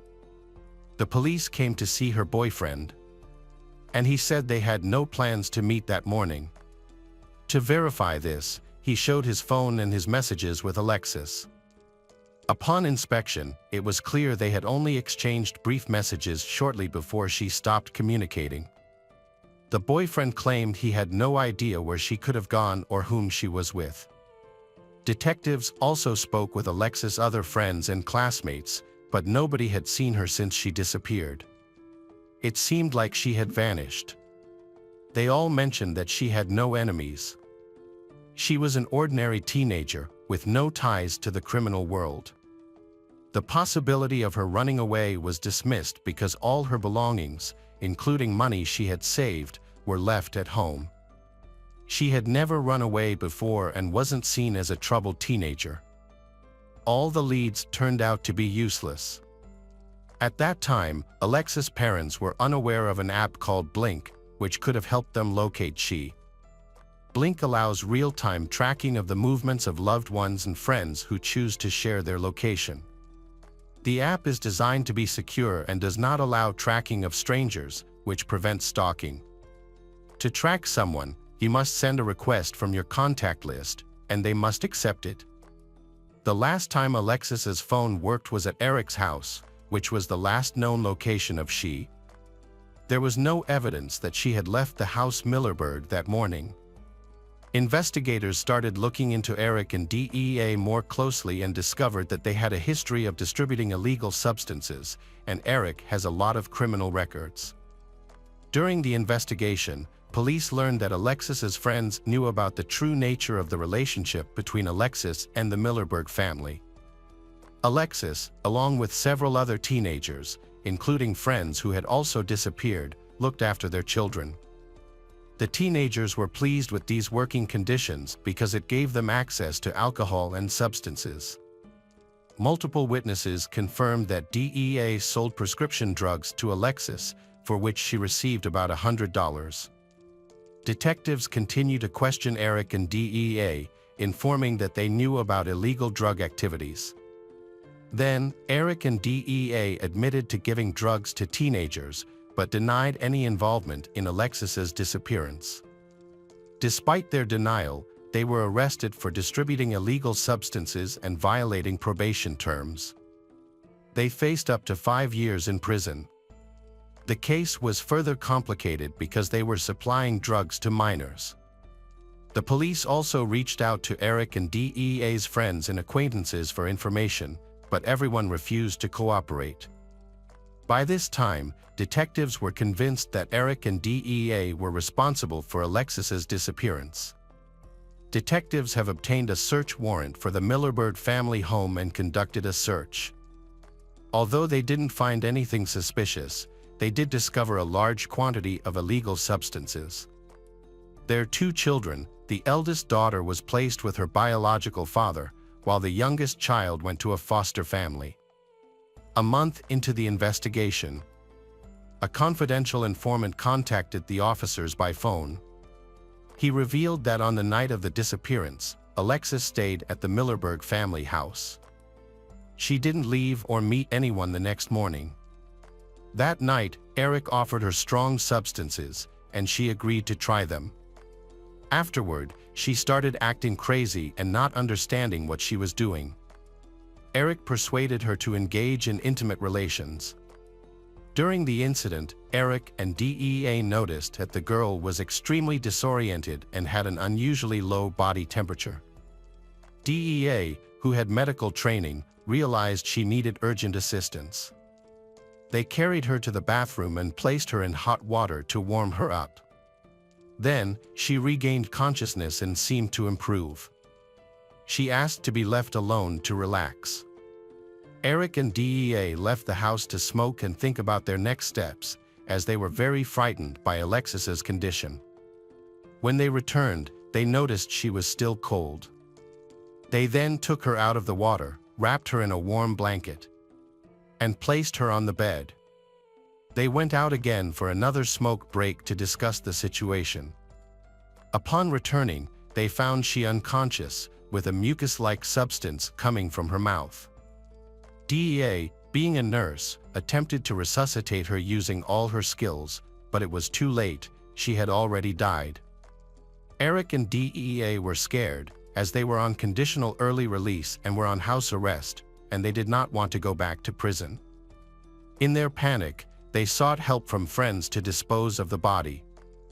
They needed a car, which they didn't have, but everyone refused to assist, not wanting to risk jail for aiding and abetting.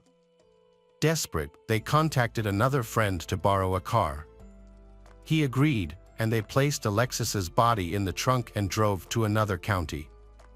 There, in a remote forest area, they hid her body. The confidential informant, Smith, reported everything to the police. Initially unaware of what was going on, he lent his car and later helped Eric and DEA move the decomposing body to a remote location. During this time, he heard all the information he shared with the police.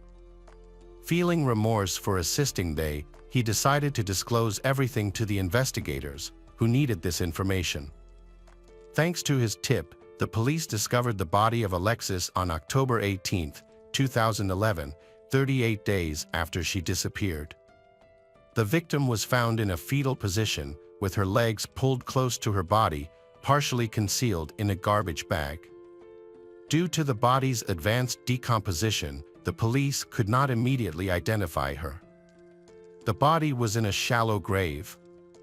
A detailed forensic examination was required to confirm her identity, determine the cause of death, and the circumstances surrounding the incident.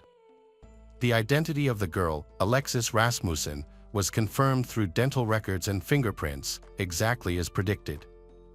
Autopsy results and post-mortem analysis showed that Alexis had 7 times the lethal dose of a potent toxin in her body, which may have been the cause of death.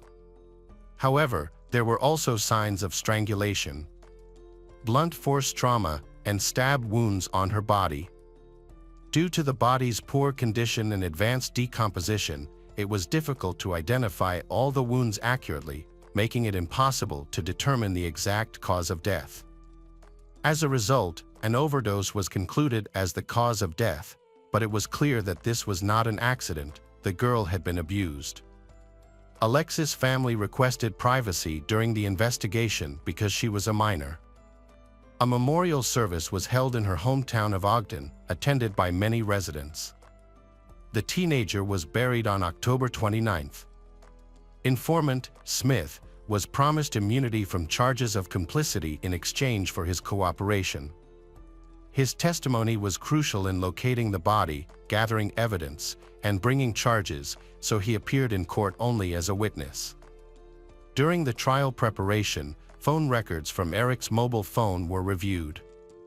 On the night Alexis disappeared, he called his friend several times, asking for help to dispose of something. CCTV footage was also examined, revealing that on September 10, 2011, between 10 and 11 p.m., DEA visited the Wall Prince Pharmacy to buy prescription drugs that induce an altered state of consciousness. Police conducted a detailed search of the Millerbird family home using luminol and found tiny blood stains. It was clear they had tried to hide what had happened by thoroughly cleaning. However, luminol can detect blood stains even after cleaning agents are used, which the criminals apparently did not know. A section of the old carpet had been cut out and discarded, leading the police to believe it had blood on it that couldn't be cleaned off. The police were puzzled about the presence of blood in the house since, according to Smith, there shouldn't have been any after an overdose. This suggested that something more violent had occurred and that Alexis likely suffered violence. Detectives then obtained a search warrant for Smith's car, which had been used to transport she. However, the car had already been sold to another district, delaying its seizure. When the car was finally located and examined, it was found that the old trunk upholstery had been removed and discarded, but microscopic blood traces remained underneath. All DNA samples collected were tested and confirmed to belong to Alexis. Smith told detectives that the incident might have been a deliberate murder. Eric and DEA may have sought to eliminate Alexis to prevent her from reporting them to the police for drug distribution and harassment. The police supported this theory, as there were indications of a premeditated crime. Initially, Eric faced charges of child abuse and drug distribution, while DEA was only charged with forging a prescription for medical drugs. After new evidence surfaced, Eric was additionally charged with first-degree murder, attempting to obstruct justice, and engaging in sexual activities with a minor. A forensic examination later revealed that Alexis' body was abused post-mortem, which constituted a criminal offense under state law. Eric and DEA was decided to be tried separately, and DEA's trial began in April 2012. She was accused of illegally obtaining a prescription for illegal substances and obstructing justice. In 2015, she was sentenced to 7 years in prison. However, by then, she had already served 3 years during the trial. She was to be sent to prison to complete her sentence. She was extremely outraged by the jury's decision. Then, she gave a heartfelt speech, expressing regret for what happened, but she did not admit guilt or involvement in Alexis' death, claiming her husband, Barrick, was responsible. She offered excuses and also expressed her deepest condolences to the Alexis family. The court deemed imprisonment appropriate for Eric and DEA's actions, distributing substances to minors, engaging in sexual intercourse, and intentionally drugging a teenager with illegal substances.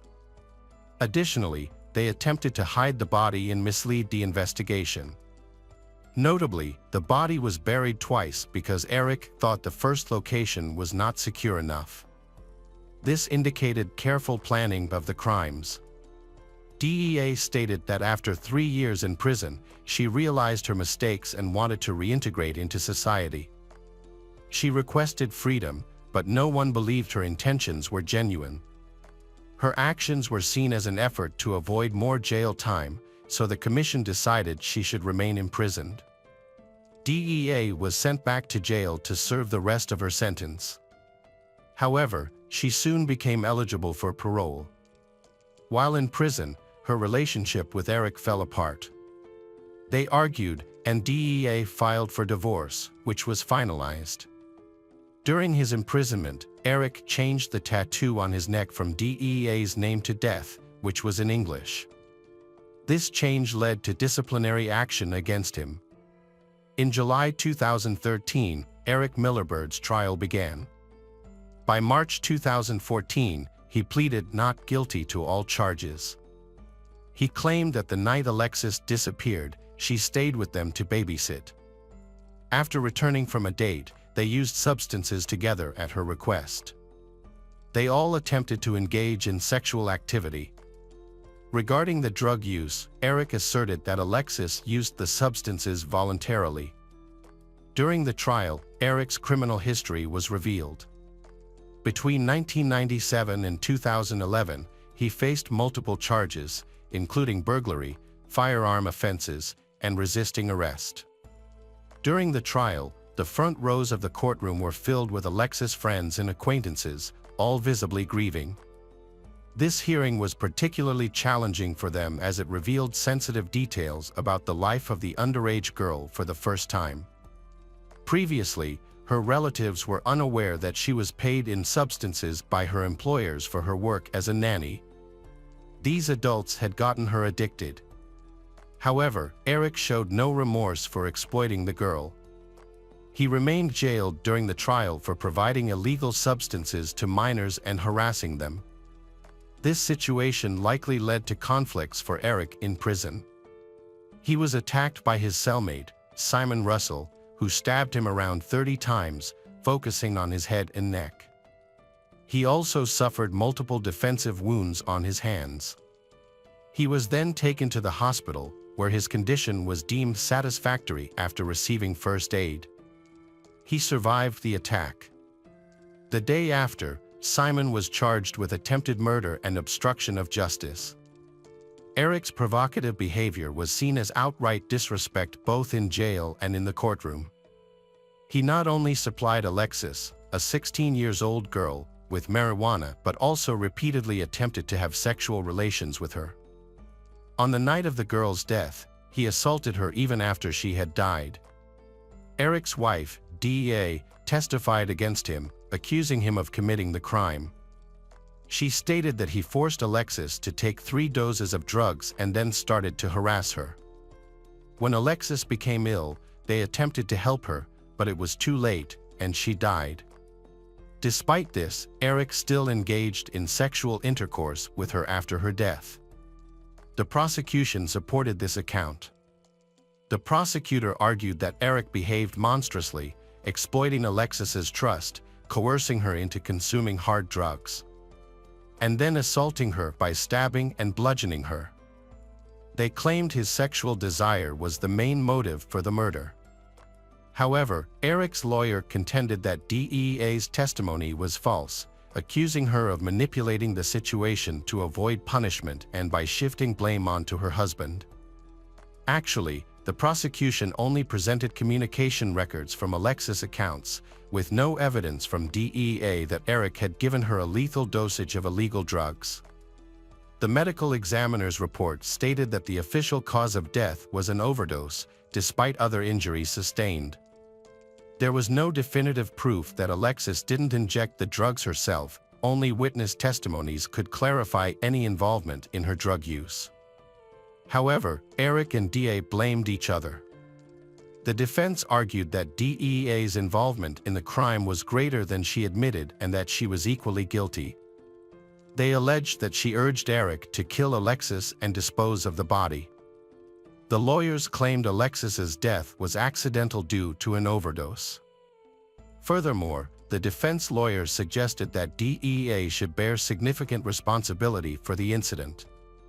The prosecution argued that Eric supplied Alexis with illegal substances to harm her. She deceased also had other injuries, including head trauma from a blunt object and some fresh wounds, indicating it wasn't an accident. According to the prosecution, it was clearly murder, with Eric directly responsible for her death.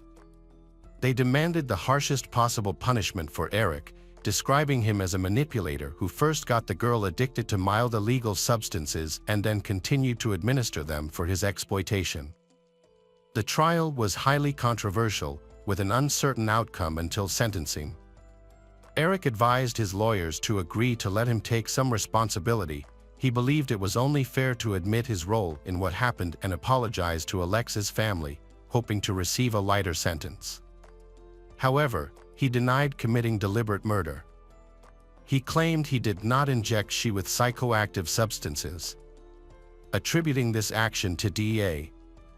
Surveillance footage showed that DEA went to the pharmacy for prescription drugs and forged prescriptions. Despite this evidence, Alexis' relatives believed Eric was the main culprit and urged the judge to impose the maximum sentence. They wanted a life sentence without parole to ensure he would never be released. The court found him guilty of all charges, including first-degree murder, and sentenced him to life imprisonment with the possibility of parole after 6 years. DEA applied for parole 3 times. Her first applications in 2015 and 2017 were rejected. However, in 2018, her application was approved because she completed addiction recovery courses and a culinary business program to help her reintegrate into society. She was released on October 16, 2018. Eric became eligible for parole in 2018 and applied for release, but his request was denied, and he remains in prison.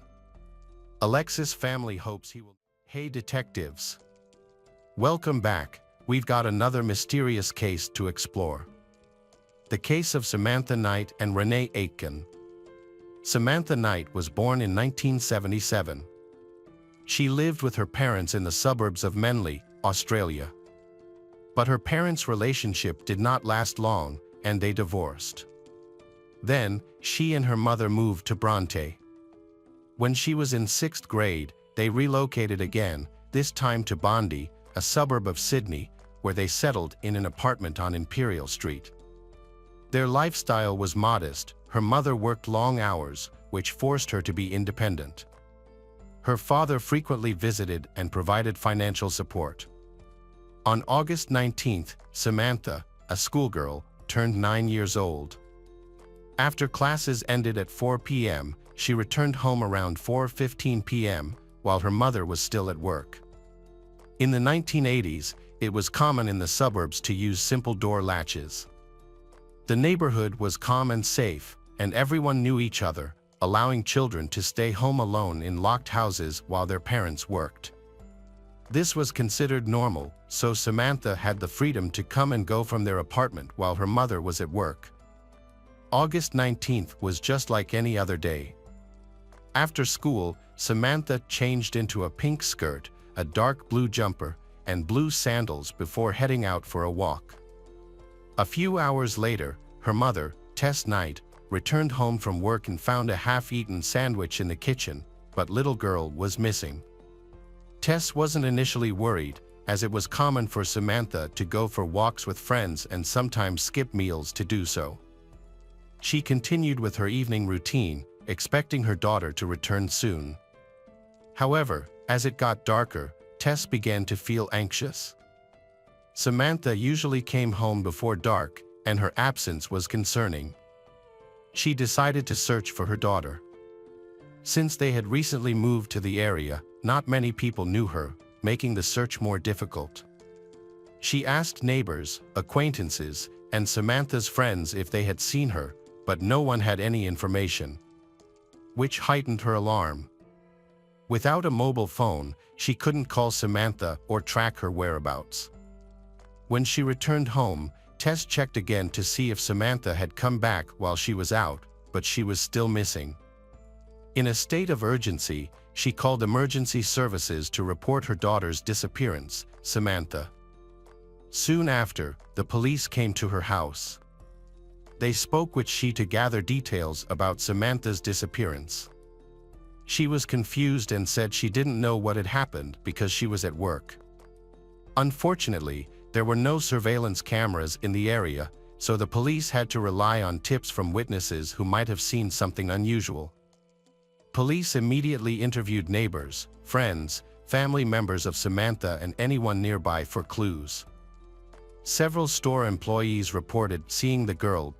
Samantha had visited at least 3 different sections of the store selling office supplies, and she was last seen walking down the street. Some witnesses thought she might have been talking to a man. However, they did not find anything suspicious. The police had no other leads. They thoroughly searched the area and followed the route Samantha had taken, but they did not find anything relevant to the investigation. The public was soon informed about the incident. The police requested assistance from local residents through the media, sharing Samantha's photo and description of clothing. Local residents acted quickly. The very next day, hundreds of volunteers participated in a search operation throughout the city. The media also extensively covered this tragic incident. The possibility that Samantha had left home was not even considered. She was too young. At her age, kids typically do not run away from home to spend time with friends. All of her belongings were still at home, and she had never displayed any rebellious behavior before. Samantha was a sweet, kind, and calm girl who worked hard in school, leading detectives to believe she had been kidnapped, possibly taken from her home by someone who maliciously opened the door. Local residents is extremely uneasy. There had never been a kidnapping in their quiet suburb. Residents began to scrutinize one another, fear that the criminal may be living in their area. Investigators had little information to investigate, relying mainly on interviews with local shopkeepers. Unfortunately, no one could provide useful leads to help locate Samantha. The investigation was further complicated because in the 1980s and 1990s, methods of tracking missing persons were not well developed. There were no alert systems like Amber Alerts, no DNA testing, and other modern investigative techniques. Therefore, law enforcement agencies need to conduct searches as efficiently as possible. For instance, They created a mannequin dressed like Samantha the day she disappeared to help jog the memories of those who witnessed it, but this did not produce the expected results. Tess was heartbroken. Samantha's father also joined the search for daughter. Initially, he was even considered a suspect, as investigators thought he might have kidnapped his daughter to keep her with him. However, he denied these accusations. He explained that he maintains a peaceful and respectful relationship with his ex-wife and sees his daughter regularly. There was no reason for him to kidnap her.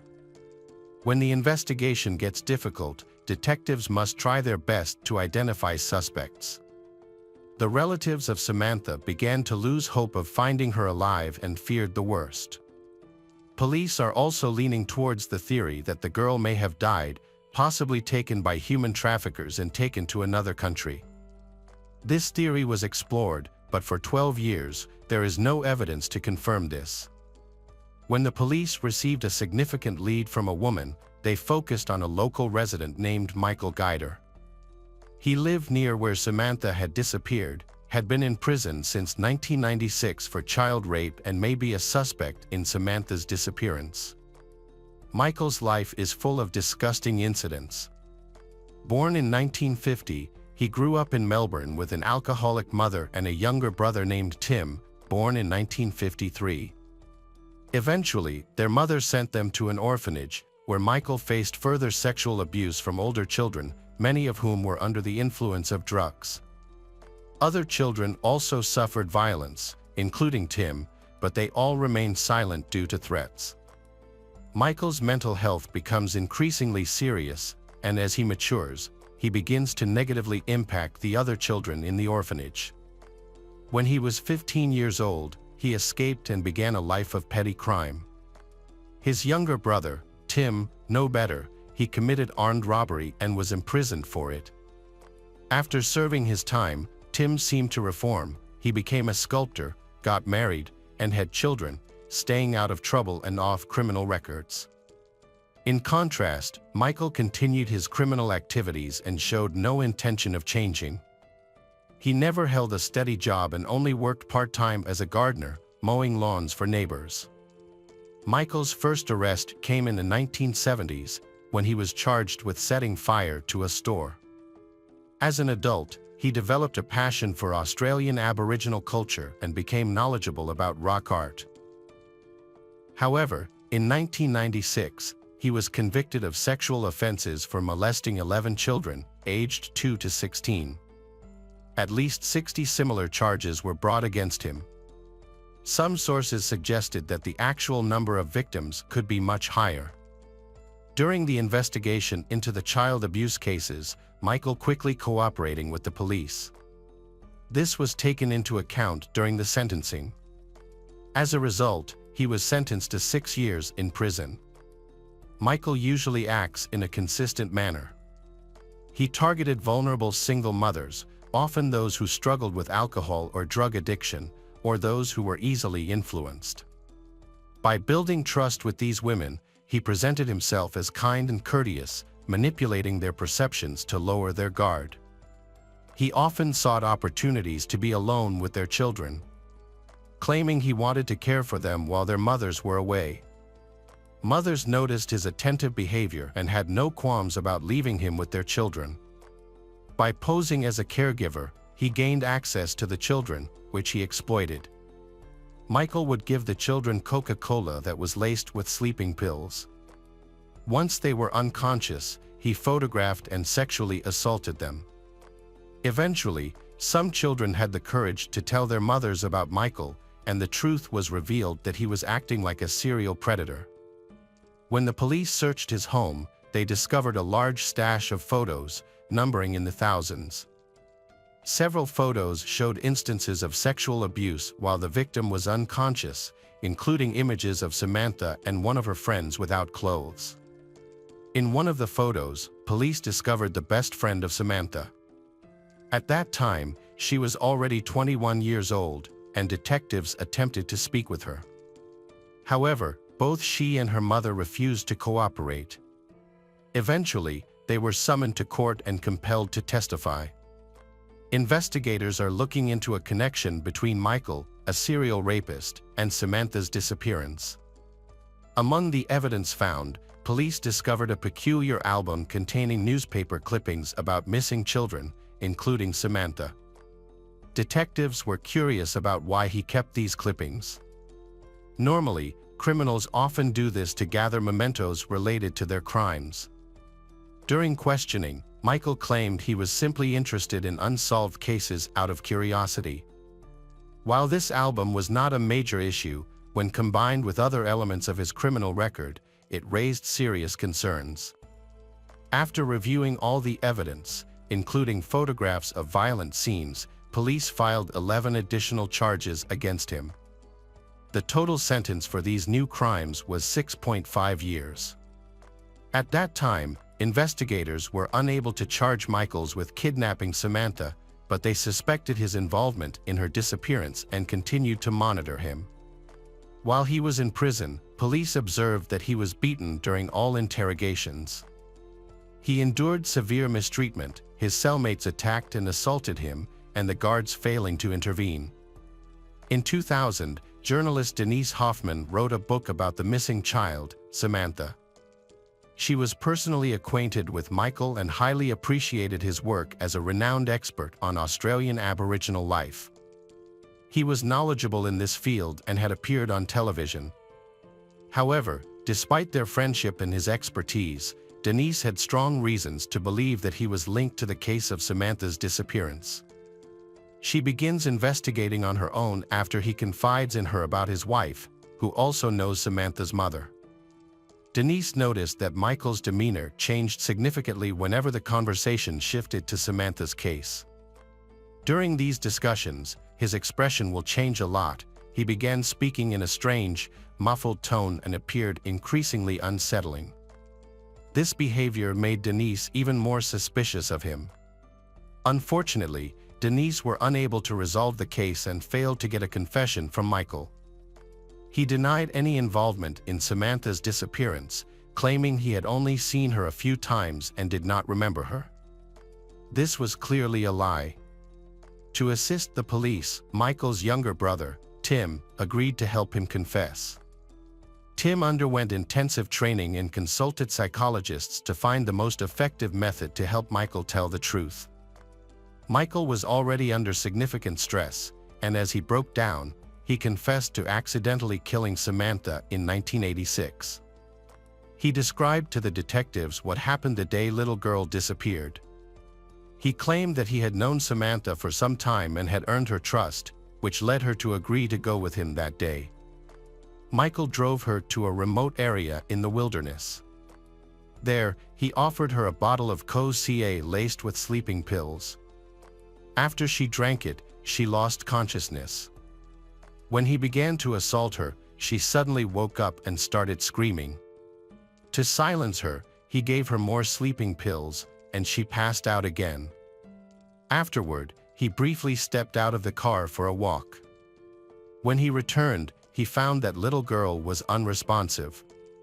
However, he maintained throughout the interrogation that it was an accident. He claimed he only intended to assault her and never meant to kill her, insisting that he had never killed anyone before. Michael accepts responsibility for his actions towards Samantha, but he did not apologize to her family or leave the courtroom. In 2002, he confessed during the trial to the unintentional murder of Samantha Knight and was sentenced to 17 years in prison, with the possibility of parole after 12 years. Samantha's family were outraged by what they considered a lenient sentence, but this was the maximum penalty for manslaughter at the time. The prosecutor called Samantha's best friend as a witness. This girl, who appeared in photographs and was believed to have also been affected by Michael's actions, had previously refused to speak to law enforcement, citing fears of revealing information. Her silence had serious consequences for many children, including the tragic loss of Samantha. She attended court with her mother, who supported her, but their identities were kept confidential. Samantha's best friend mentioned that she often felt lonely when her mother was at work, so she will go for a walk. During those times, she met Michael, who gave her the attention she craved.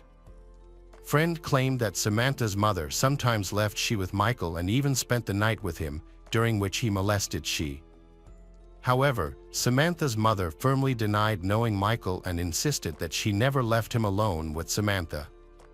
Strangely, the witnesses later retracted their statements about Samantha without providing any reasons. Finding her remains for burial became extremely important. Initially, Michael claimed he couldn't remember where Samantha's body was. However, several years into his prison sentence, he suddenly recalled that he had buried her in Cooper Park, just a 15-minute drive from her home. Yet, he later changed his story again, saying the body was buried a bit farther away than he originally indicated. On the map, he pointed to an area where a yacht club now stands, which was built just a year and a half after Samantha's disappearance. Despite extensive searches in the area using trained dogs, Samantha's remains have never been located. To this day, her body has not been found, and many doubt it will ever be found. In addition, Michael is also suspected in the disappearance of 5-year-old Renee Aitken, who vanished without a trace in South Wales in February 1984. When there was a thunderstorm, her brother went to check on her and noticed she was missing. He found her bed empty and the front door open. He told their parents, who then called the police. They began searching for her immediately. However, there was a storm at the time, so it's possible that all the evidence was washed away. Initially, the main suspect was Brian James Fitzpatrick, a man with a history of child kidnapping. He lived nearby and knew Renee's family. However, he died in a car accident just weeks before his trial. For many years, the case went cold, but in 2013, police revisited the investigation and looked into Michael. At the time of Renee's disappearance, he worked as a gardener close to their home. A family member recognized that he bore a resemblance to a suspicious man who had been seen behind their house. In Michael's scrapbook dedicated to missing children, there were articles and photos of Renee. Researcher Denise Hoffman believed that Renee's case shared similarities with the disappearance of another girl, Samantha, as both were small and light. Michael could have used drugs to incapacitate Renee's and sneak her out of the house. Michael was skilled at gaining the trust of children, causing suspicions that he was involved in Renee's kidnapping. Detectives questioned him about the incident, but he denied any involvement. They believed him, even though he had previously denied involvement in Samantha's case, which he later admitted. However, the police concluded there was not enough evidence to charge Michael with kidnapping, and Renee's case remains unsolved. She has not been found. Both the police and Renee's family believe she has likely been dead for a long time. While in prison, Michael developed an interest in Aboriginal culture and history, studying various materials on the subject. He authored several works, which were sent to libraries across Australia. In total, he wrote 16 pieces, ranging from 6 to 28 pages long. He also pursued studies in archaeology and earned a degree in that field. Michael was remarkably intelligent, impressing everyone with his capabilities. He has the potential to become a scientist and can contribute to research projects. However, he chose a path of crime. In 2014, Michael became eligible for parole after serving the minimum term of his imprisonment. This made the public extremely indignant, as many people believed he should remain in prison. Individuals like him will never change and will continue to pose a threat to society. Due to public backlash, Michael's request for parole was not granted and he remains in detention. The public, including Samantha's mother, wants Michael to spend the rest of his life in prison. She continued to suffer from the pain of losing her daughter. She could not give her daughter a proper burial and had never seen any sign of remorse from Michael. Supporters of Michael sought to challenge his sentence. They pointed to his participation in 55 therapy programs in prison, claiming he had undergone rehabilitation and was a model prisoner, he deserving of freedom.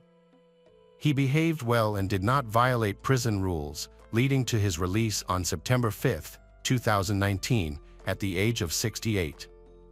As part of the bail conditions, Michael was required to stay under strict supervision for an additional 5 years in a special facility for former prisoners. Police fitted him with a tracking bracelet, and he was given a lengthy list of 56 restrictions. These included bans on visiting public places, playgrounds, and schools, a prohibition on contacting minors, restrictions on leaving the country, a ban on changing his name or appearance. He was also subject to regular checks for drug and alcohol use. Despite these measures, there was no guarantee that Michael, the serial rapist, would refrain from committing further crimes. Even his younger brother, Tim, believed releasing him was a mistake. The public was outraged by his release, they fearing that he was already planning new crimes against children.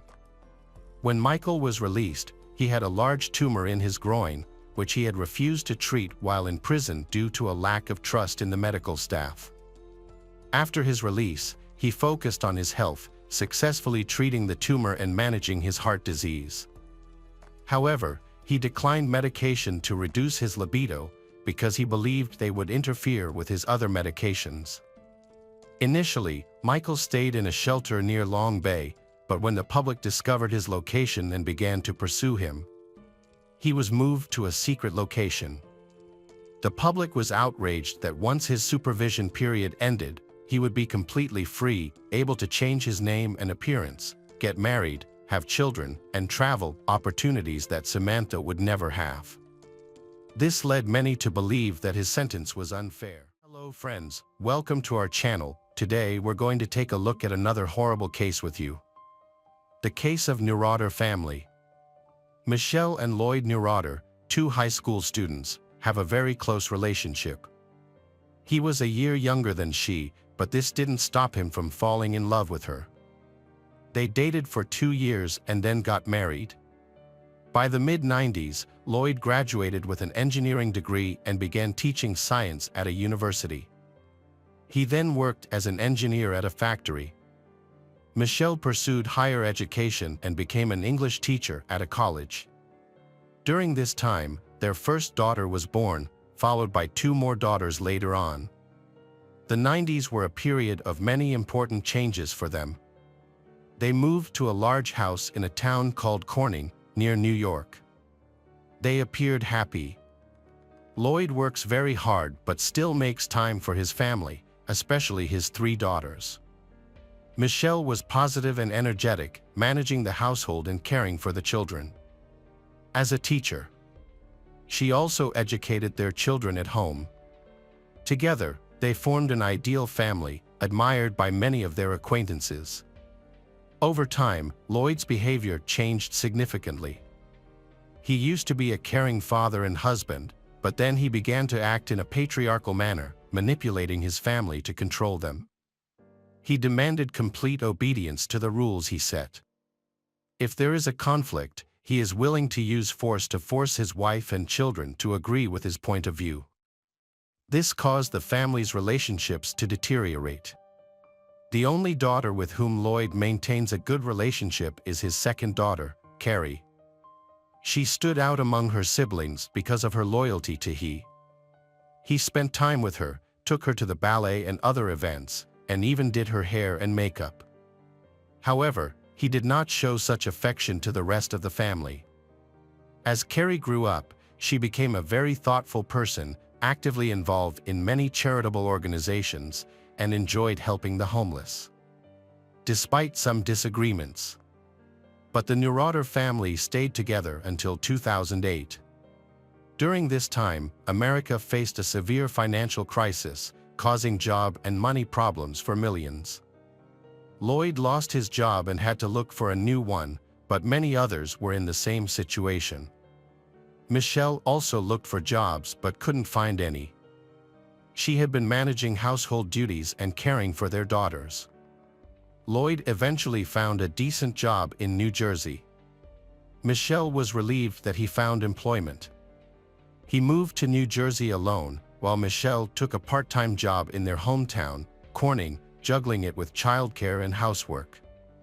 It was challenging for her, as she was supporting the family on her own. A few months later, things took a strange turn when Lloyd suddenly demanded a divorce from Michelle. This decision was unexpected because there had been no serious signs of trouble in their marriage.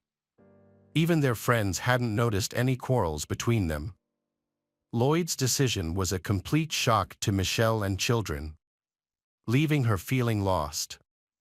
She had been an excellent mother and wife, but her husband put her in a difficult position. He claimed that during their time apart, he has no more feelings and no longer wanted to be with her. Worse still, before proposing the divorce, he had that she cut off all ties with her family and friends. This further upset Michelle, as she felt isolated and lacking support. Despite experiencing a nervous breakdown, she managed to pull herself together. She found a job as an English teacher at a college and became a single mother. Several years after the divorce, Michelle and her children moved to another house in the same city. Her daughters had grown up, which made her life easier. The girls can help with housework and take care of themselves. This allowed Michelle to focus more on her work. She has built a successful career and made a lot of money. Even so, Lloyd, a manipulative person, still makes things difficult when fights over child support and arguing about alimony. The divorce process lasted about 5 years, during which Lloyd repeatedly attempted to discredit Michelle to gain custody. Despite this, Michelle fought back, she defending herself in court and made a rebuttal against Lloyd. Lloyd was a skilled manipulator, and after 2010, the middle daughter, Carrie, moved in with him. Little girl believed it was her own decision because she loved and missed her father. The other children did not agree with her choice and urged her to stay with their mother, Michelle. In court, the judge supported the decision of the other children to remain with Michelle. On August 28, 2017, a family friend arrived at Michelle's house to pick up her youngest daughter for swimming practice. As he got out of the car and approached the house, he noticed Michelle in an unusual position by the stairs, visible through the living room window. He knocked on the door, but no one answered, and Michelle didn't move. The dog was barking continuously, which made him feel uneasy. He found the door was unlocked. So he went inside to check. As he got closer, he realized that Michelle was not standing but was hanging from the railing. He checked her pulse, but her hand was cold and numb. He immediately called 911, reports that Michelle appears to have ended his life. When emergency services arrived, they confirmed that 46-year-old Michelle had been dead for some time and beyond repair. The police searched the house but found no one else present, even though Michelle lived there with her 14-year-old daughter. Carrie lived with Lloyd, and the eldest daughter was away at college. At first, it seemed like Michelle had committed to end his life. However, as the police investigated, they found more inconsistencies in the case. There were marks on Michelle's face, suggesting the incident may have been staged. It was also strange that the youngest daughter was nowhere to be seen, even though she was supposed to be home. This led the police to consider both murder and the possible kidnapping of the child. Detectives contacted Carrie and Lloyd. They first reached Carrie, and the little girl said that her youngest sister was there. This interested the police, as the younger daughter never missed training and did not want to go to her father's house, Lloyd.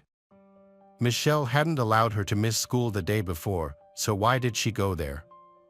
The police then confirmed this with Carrie. Carrie explained she had stayed overnight at Michelle's. Carrie and her sister left Michelle's home long before a family friend discovered Michelle.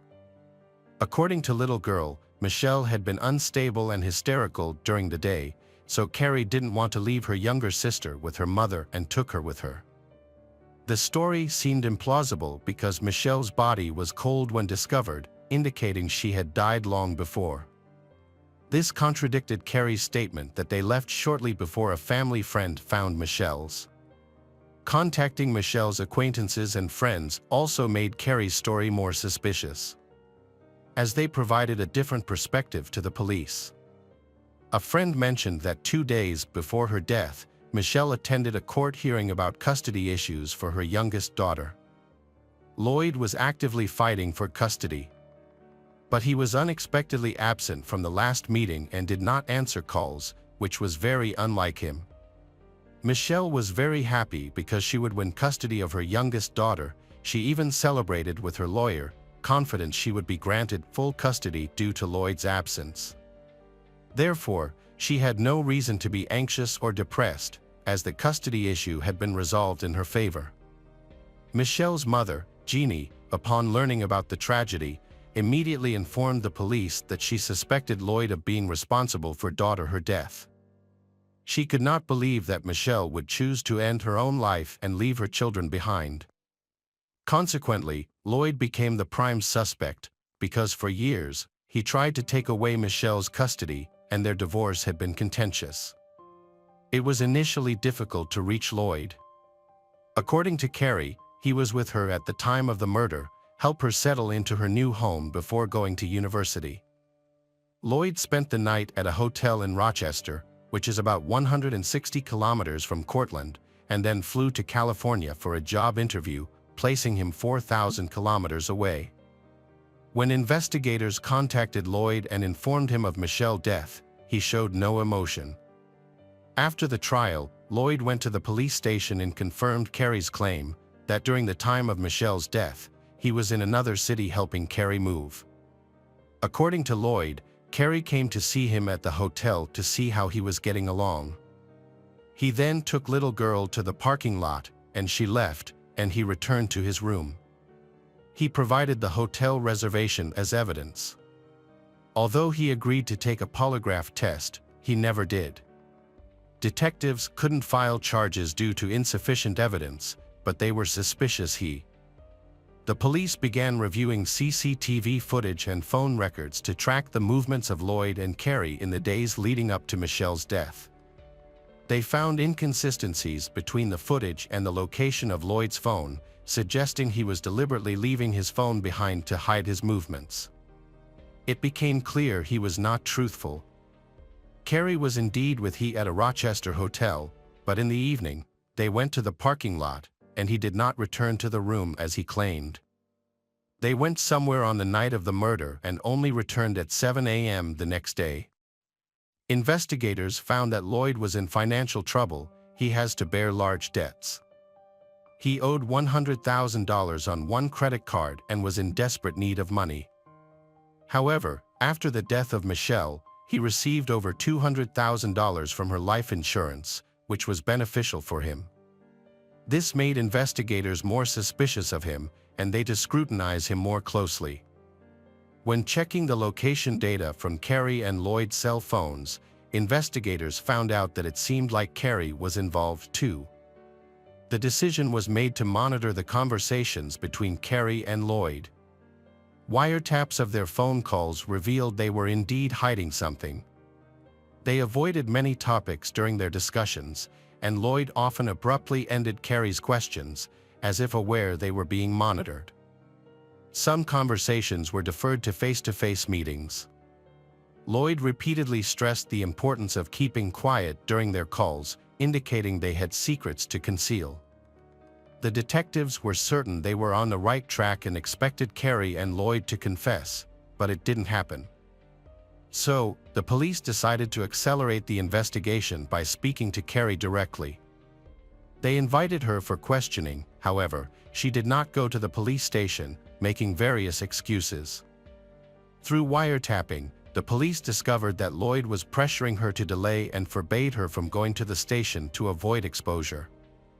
Meanwhile, a forensic expert performed an autopsy on Michelle and confirmed clear signs of murder. He found bruises around her eyes and marks on her chin. It appeared she was attacked from behind and strangled. The attacker held her by the throat, making it difficult for her to resist.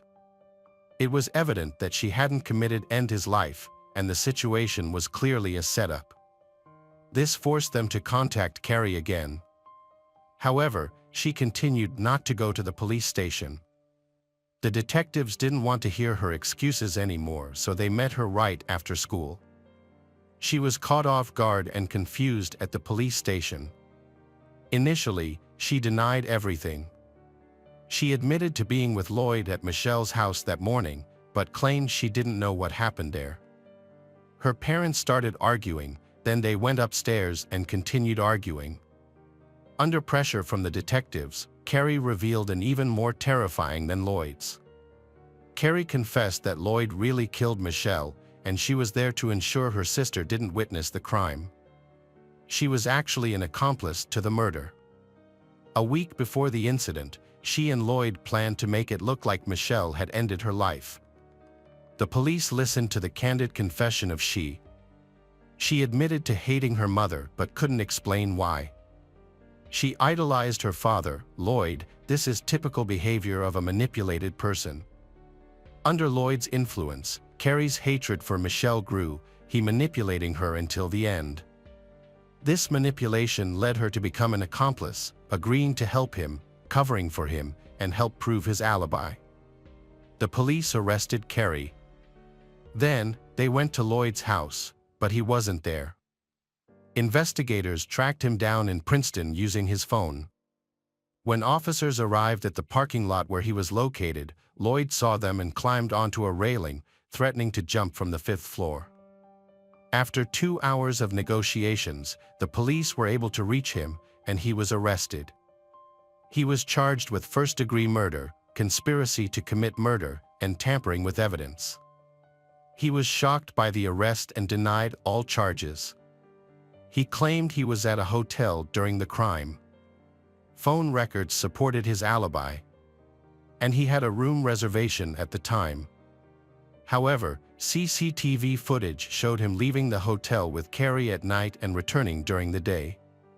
GPS data placed him near Michelle's house at the time of the murder, and Michelle's pajamas had his DNA. This evidence dismantled his alibi. 19-year-old Carrie was charged with second-degree murder, conspiracy to commit murder, and concealment of evidence. She faced a potential life sentence with the possibility of parole after 25 years. To avoid the maximum penalty, she admitted her guilt and agreed to cooperate with the prosecution. She was required to testify against her own father at the trial. During the trial, the prosecutor highlighted a troubling aspect of the case: Carrie was directly involved in the crime. She was present in Michelle's house and assisted Lloyd.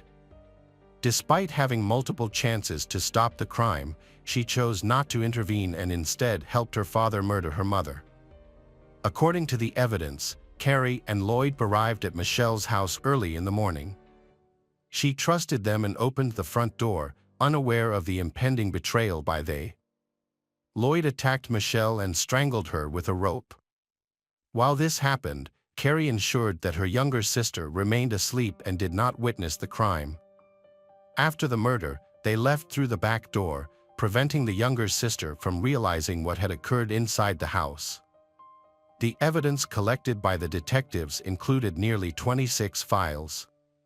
Most pointed out that Lloyd had been turning Carrie against her mother, Michelle, for years. He consistently insulted Michelle and portrayed her negatively. Once Carrie moved in with him, he began to restrict her communication. His goal was to kill Michelle and other children. Consequently, she unintentionally developed hatred toward Michelle. The prosecution claimed that the motive for the murder was to claim life insurance money and avoid sharing custody of his youngest daughter. Lloyd believed that making Michelle's death look like she had ended her own life would allow them to live comfortably with the money.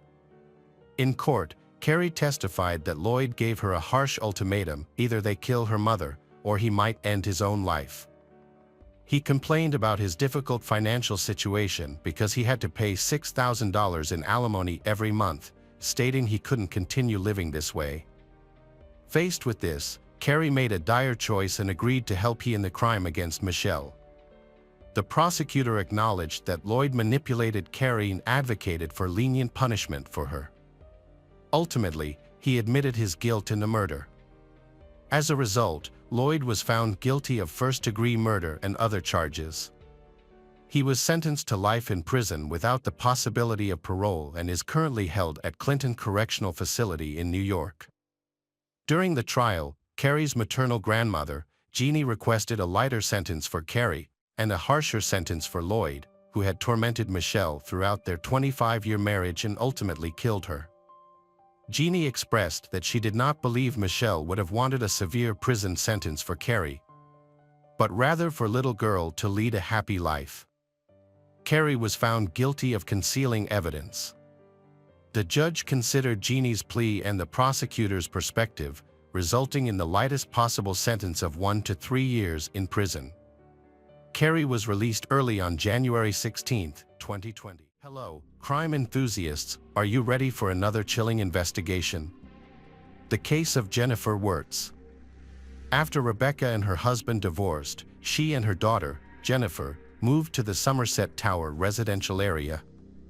She purchased an apartment in a 7-story building in Cherry Hill, New Jersey. Jennifer felt that her mother was having a hard time during this period, and she thought that it had something to do with her parents' divorce. However, Rebecca's loneliness didn't last long. She soon met Charles, a worker at the complex, and they began a romantic relationship. Charles was an eccentric and cheerful man who often joked around. Before long, Charles moved in with Rebecca. Initially, she felt this was a positive change after the emotional hardships of her divorce. She appeared to enjoy her new relationship. However, Charles's behavior soon became concerning. His mood swings were drastic. He could go from laughing hysterically to becoming angry. He started to seem unpredictable and strange. Charles worked on weekends, and during this time, Jennifer saw the true nature of he. Charles began harassing her and quickly progressed to sexual violence.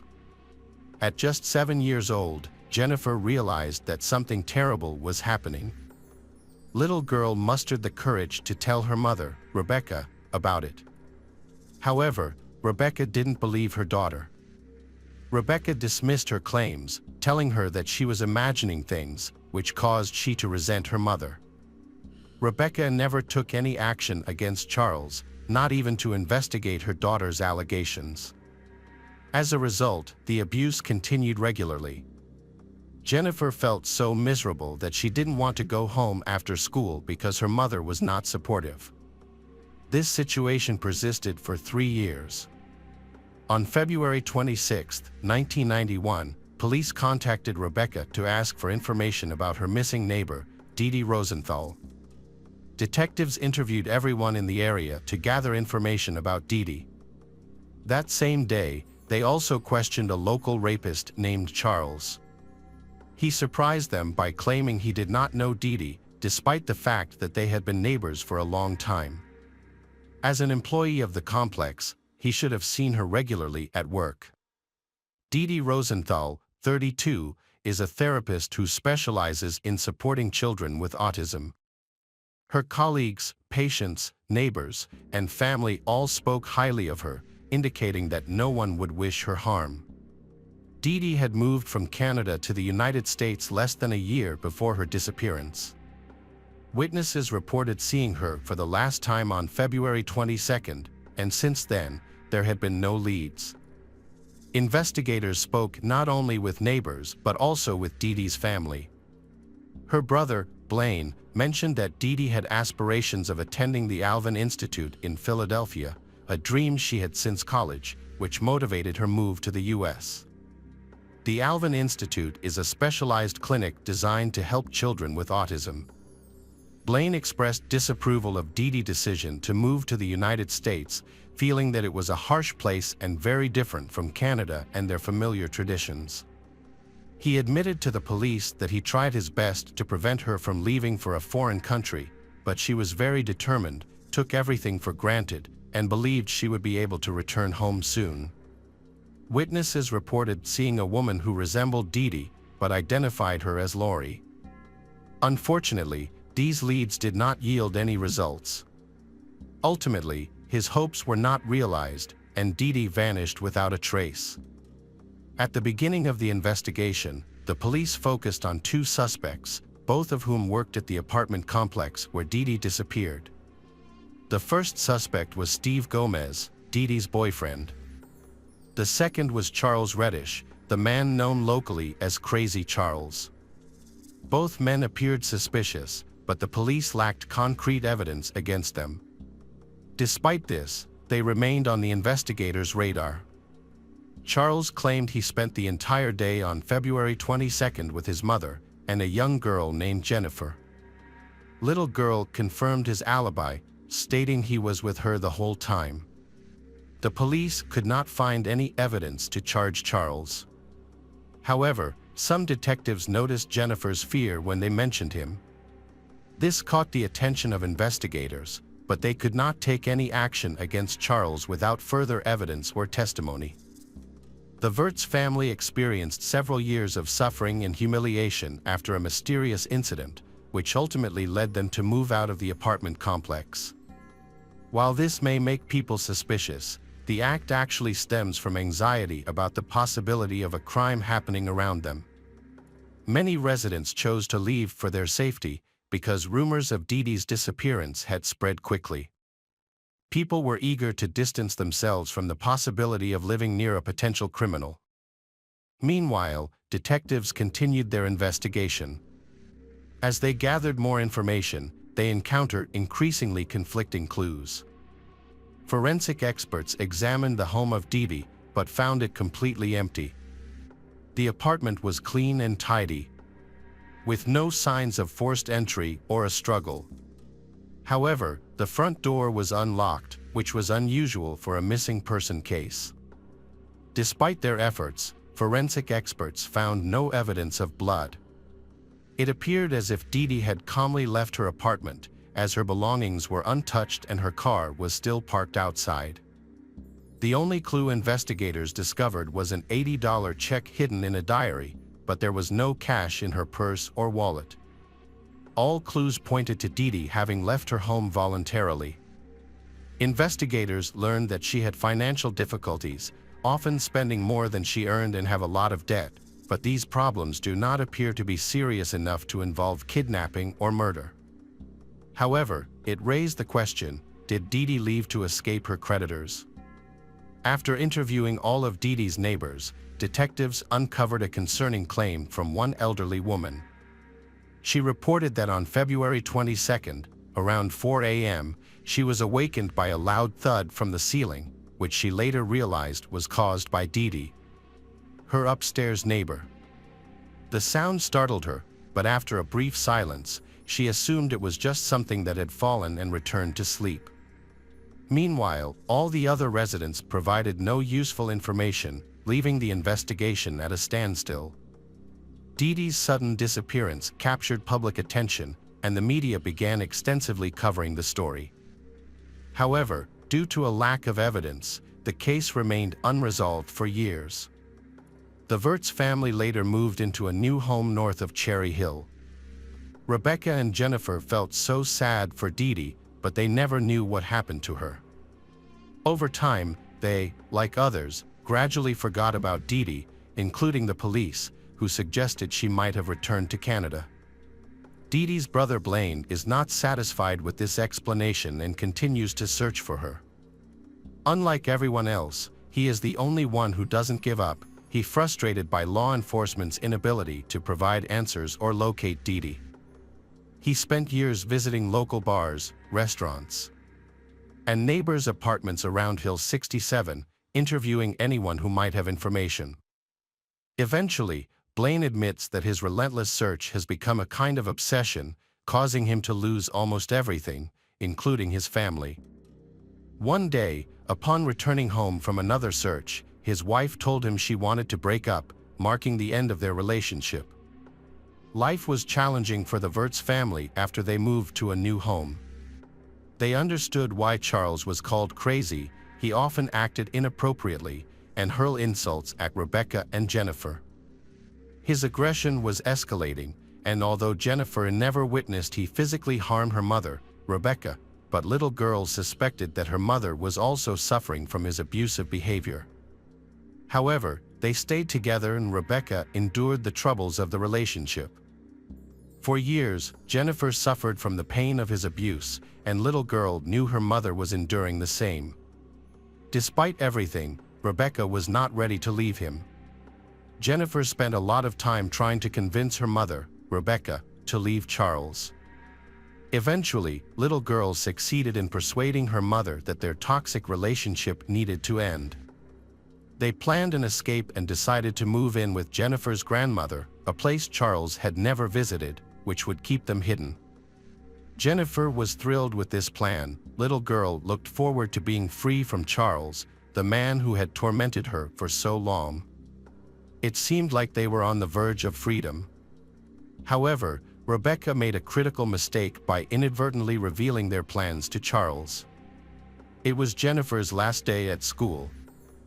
Following Rebecca's request, little girl had secretly packed her belongings in advance and hidden them. According to their plan, Rebecca was supposed to pick her up after school around 6 p.m., right after she finished playing field hockey with her friends. When she went to the parking lot, she was surprised to see not her mother driving, but Charles, and her mother sitting in the passenger seat. Angered, she yelled at her mother, feeling frustrated that her mother never kept her promises. In response, Rebecca simply told she to get in the car and calm down. Inside the car, an eerie silence fell. Jennifer felt a sense of foreboding throughout the journey. Charles watched her intently through the rearview mirror, and she dreaded what awaited her at home. Jennifer worries that he has bad intentions to keep her and her mother by his side. When they got home, Charles seemed normal. He said he wanted to have a farewell party before they left. But Jennifer didn't buy it. Her fears were confirmed when they entered the house and found no dinner prepared. Confused, little girl asked about it, but he stammered a vague explanation, then abruptly stating he needed the car keys to buy groceries and rushed out.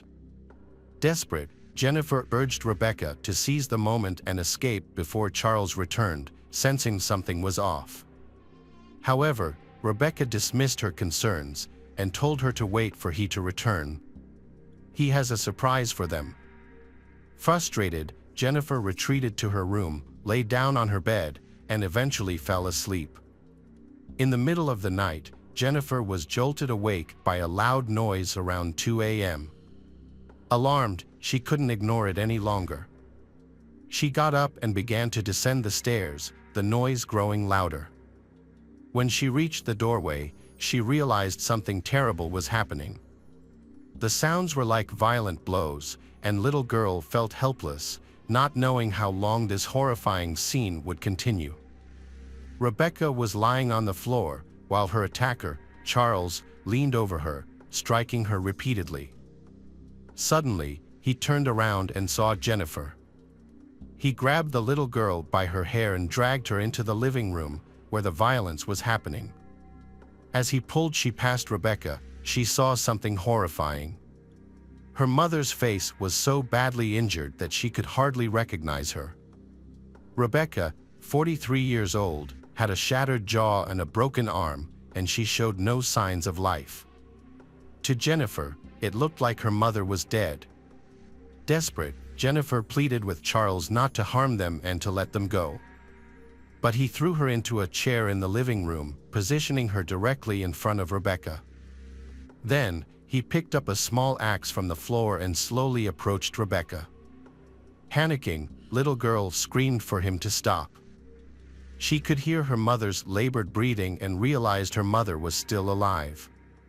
But soon, there were more blows, and he attacking her mother. He was literally chopping into Rebecca with the axe.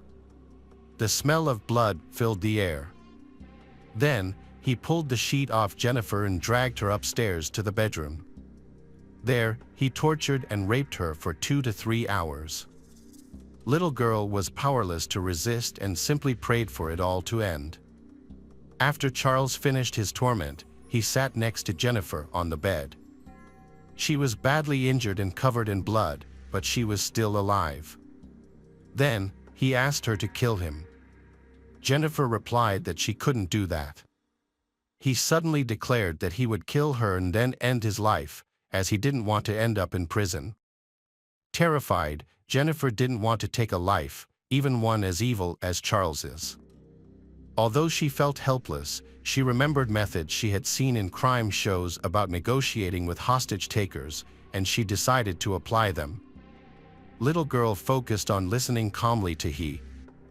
She aimed to show empathy, hoping to soothe him, and gradually convinced him not only to spare her life but also to reconsider taking his own. Jennifer advised Charles that it would be a good idea if he told the police the truth, saying that he had lost control and was acting erratically. Besides, he could also negotiate with the prosecutor to get a reduced sentence. However, he, feeling uncertain, began pacing back and forth in the bedroom, holding a bloody axe. For the first time, he understood the severity of what he had done. Little girl managed to persuade he to surrender to the police, and then she called 911 for help. She was clearly in shock and found it difficult to express one's thoughts. Charles even assisted Jennifer's in getting up, dressing, and walking to the porch. The dispatcher informed them that the police were on their way, and they just had to wait. It's difficult to imagine what Jennifer was feeling during this time. She knew that he was unpredictable and could harm them at any moment. Despite this, little girl waited calmly for the police to arrive. Then, they quickly separated she from Charles. One of the detectives investigating Charles recalled his unusual reaction when asked about Rebecca's location. He vaguely stated she was inside the house and, when asked if she needed an ambulance, he claimed she can no longer be helped. Despite his assertion, it was clear that help was urgently required. A detective from the Cherry Hill Police Department arrived at the scene. This was the same officer who had investigated Dee Dee's disappearance 4 years ago. He remembered a repairman named Charles, who had caught his attention back then, and now he decided to question Charles's again. The police, along with Charles, entered the house equipped with a tape recorder to document the incident. They aimed to piece together the horrifying incidents that had taken place there. During the questioning, both the accounts of Charles and Jennifer aligned, until Jennifer disclosed the rape and torture that took place in her bedroom. Charles completely denied these allegations, he seemingly unable to accept the reality of what he had done to she. When the police mentioned the rape, he laughed, dismissing the idea of being intimate with Jennifer, a 14-year-old girl, as ridiculous. However, as the interrogation continued, he confessed to everything. Detectives from the Cherry Hill station suspect Charles has vital information about Dee Dee's case. Knowing that it was easy to get information out of Charles, they questioned him again about the disappearance of Dee Dee, who had been gone for 4 years. Their intuition was right, and he began confessing. He revealed that early one morning, he entered Dee Dee's apartment through the roof, descending onto her balcony. His intention was to rob and assault her. However, she caught him in the act. Then, in the struggle, he attacked her, raped her, and subjected her to mistreatment. He feared that she could identify him and report him to the police. To eliminate this risk, he decided to kill her. Charles explained that they fought on the bed, and during the struggle, Dee Dee fell to the floor. The loud noise of her fall was heard by a neighbor below. After that, he strangled her with a pillow and fled the scene. He had stolen $80 from her apartment, which the police found the next day. Subsequently, he returned to the scene, wrapped Dee Dee's body in a sheet, and transported it to the parking lot in a grocery cart. He also gathered her belongings and disposed of them in a nearby dumpster. After confessing to both murders, Charles led police to where he hid Dee Dee's body. But unfortunately, he couldn't recall the exact location. However, the police still believed him because he provided specific details about the crime that only the perpetrator could have known. He claimed to have taken Dee Dee to the Delaware River area, and he disposed of the body in a spot known for frequent waste dumping. During the 4 years Dee Dee's body lay there, thousands of tons of garbage accumulated, making the search extremely difficult. Despite extensive efforts, but the remains of Dee Dee were never found, and the search was eventually discontinued. Charles faced 2 trials for the murders. After the search concluded, both cases were assigned to a prosecutor from Hill.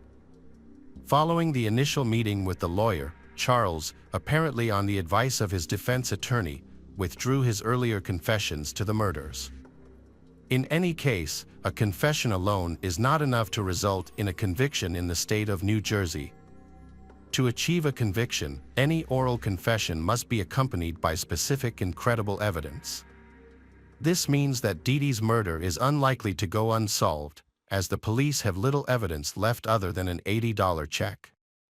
2 trials took place, one after the other, with Charles as the defendant in both cases. The first trial involved the murder of Rebecca Wirtz and the torture of her daughter, Jennifer. During the trial, Jennifer demonstrated courage and composure as a witness, providing clear and concise answers. The forensic expert testified about Rebecca's severe injuries, which included at least 25 axe blows. Due to the overwhelming evidence against Charles, the jury delivered a guilty verdict after only 40 minutes of deliberation.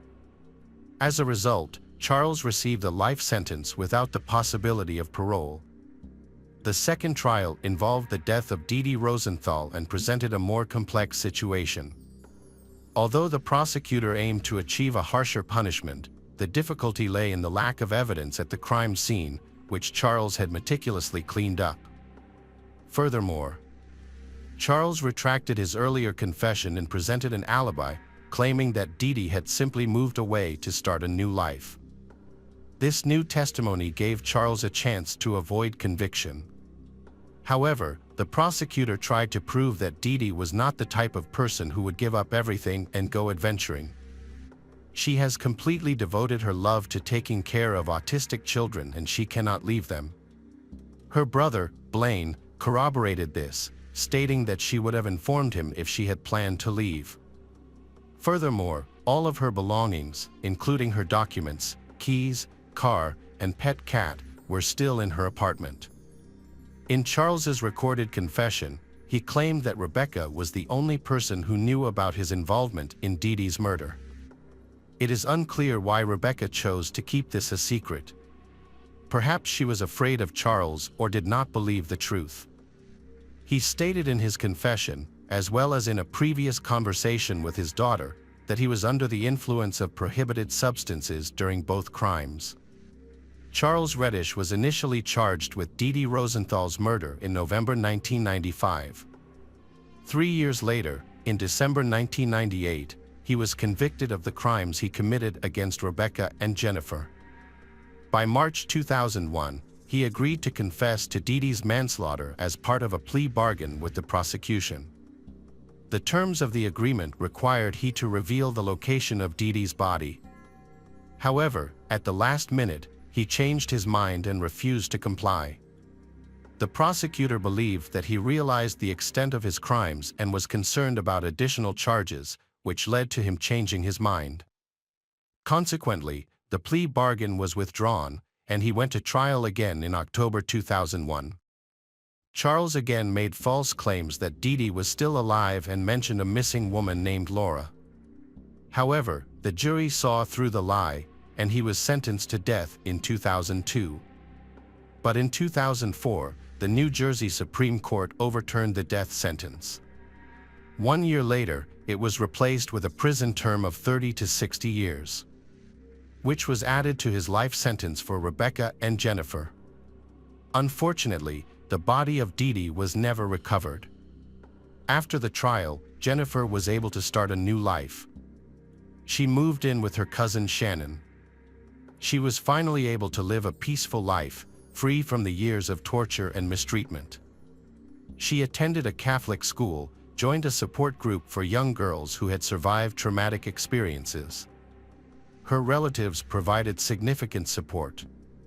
As she grew older, Jennifer was able to come to terms with the traumatic experiences she had endured.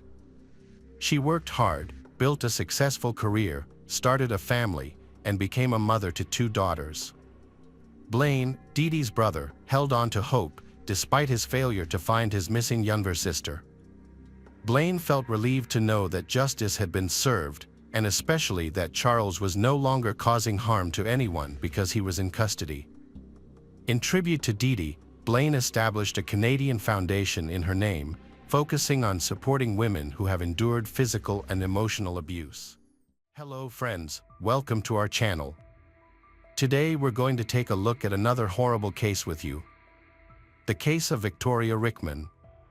At 2:30 a.m. on Friday, September 13, 2013, Victoria Rickman, 30, called 911 from her home on Cliffland Road in DeKalb County, Georgia.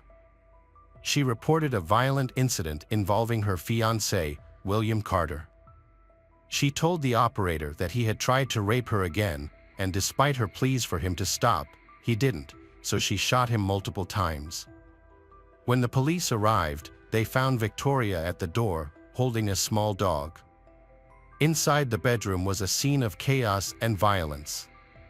The lifeless, naked body of a man was on the bed, riddled with bullets, and blood was splattered throughout the room, with bullet holes marking the walls and ceiling.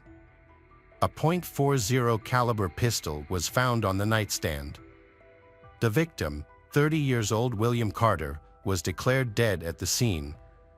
Victoria, in a state of hysteria, required medical assistance. After examining the scene, the police initially concluded that it was a case of self-defense, as Victoria claimed William had attacked her, forcing her to shoot randomly in defense. She was taken to the police station to provide a statement. However, as the investigation progressed, new details came to light. Victoria Rickman's first marriage ended in a divorce, with both parties accusing each other of abuse. During the marriage, she had a son whom she adored. At the time of the divorce, he was 8 years old. Victoria's friends described her as a devoted mother and a kind person who was always willing to help others. A few years after the divorce, Victoria met William Carter through work colleagues. William was a successful businessman and is a divorced man. At that time, Victoria worked as a marketing consultant. They often encountered each other at work and soon began a passionate romance. They were inseparable, doing everything together and appearing to be the perfect couple. However, over time, the relationship developed issues similar to those Victoria had experienced in her first marriage. After they got engaged and moved in together, Victoria discovered that things were not as perfect as she had hoped. William became possessive, insulted her, and was physically abusive. She repeatedly forgave him and they continued living together. It was a vicious cycle of a toxic relationship that she couldn't escape. Victoria's friends advised her to leave William, they warning that things would end badly if she stayed. Victoria said she endured psychological, physical, and sexual abuse, and she felt she had no ability to change her situation. She continued to endure and forgive his behavior. However, just before the tragedy, she found the strength to leave. Then he began to harass her relentlessly. According to Victoria, that night, he broke into her house and attacked her, escalating their conflicts to a peak.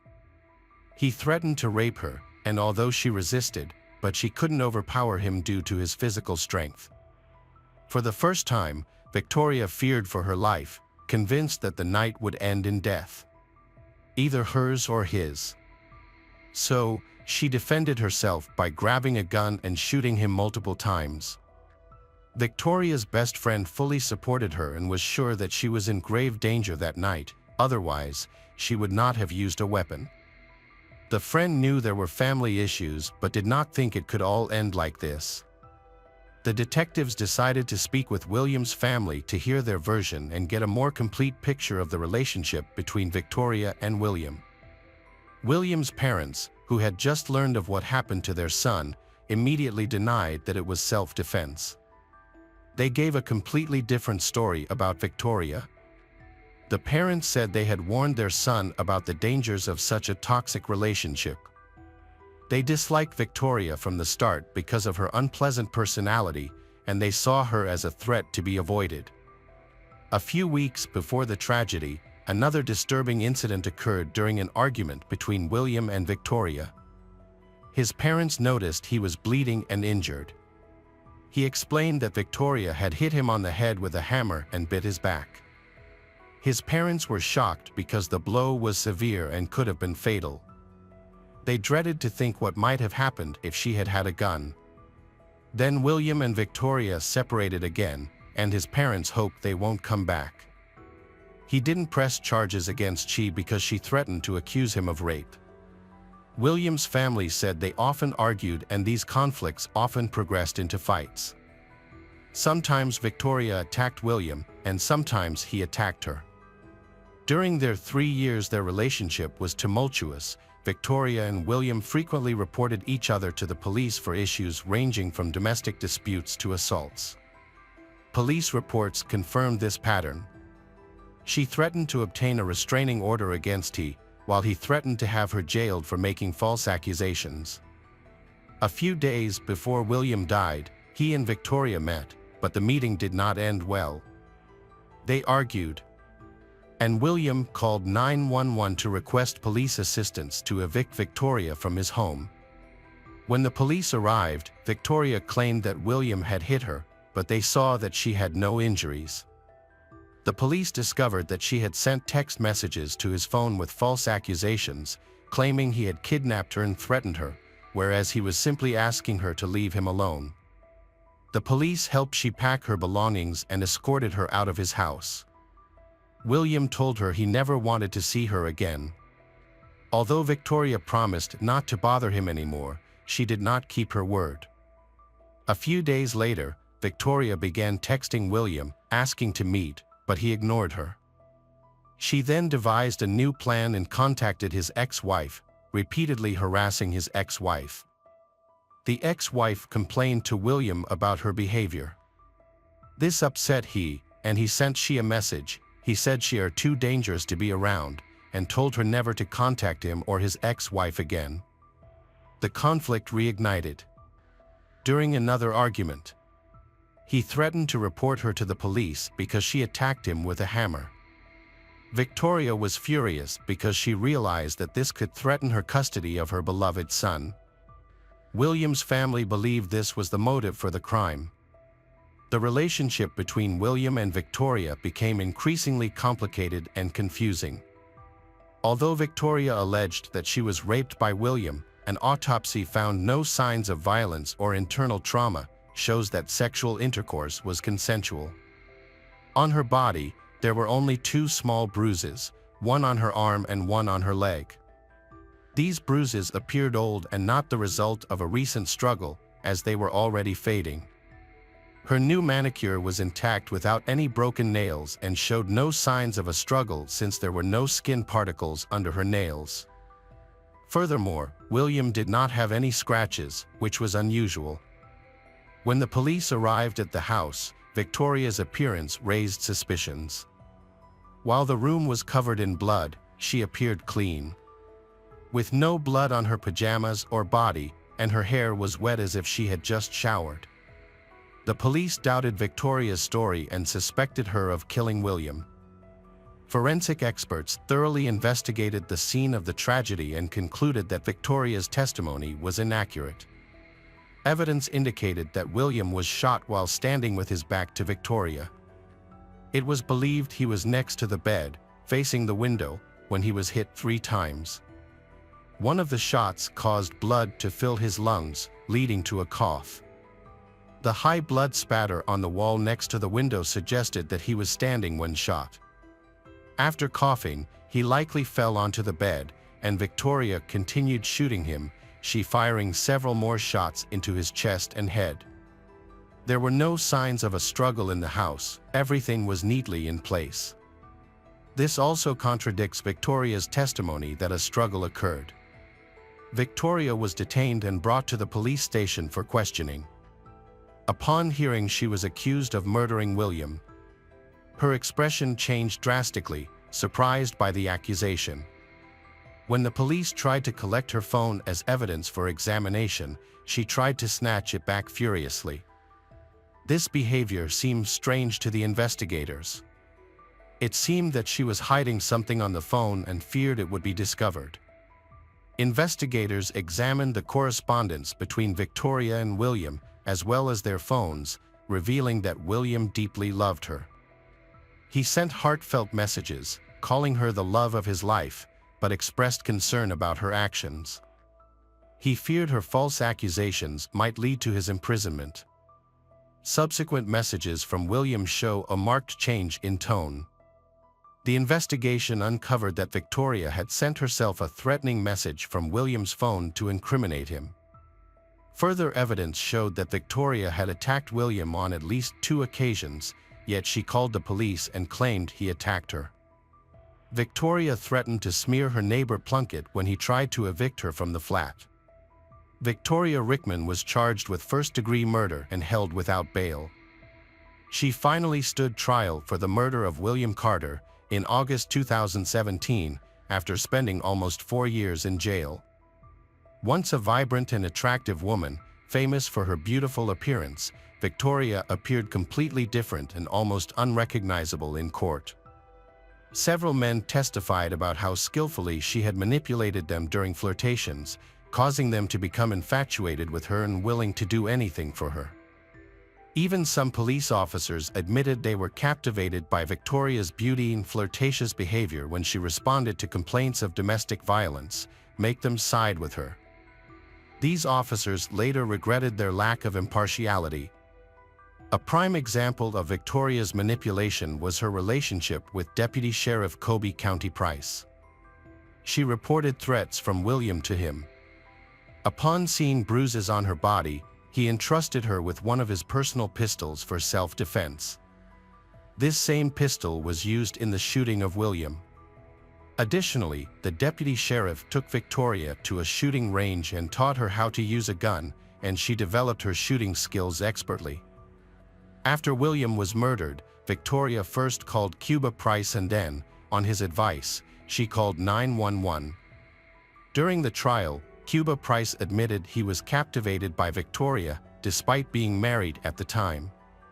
He thought their relationship might evolve, but denied having an affair, stating they were just friends. By the trial, he no longer worked at the sheriff's office and was instead an instructor at the Air Force Base.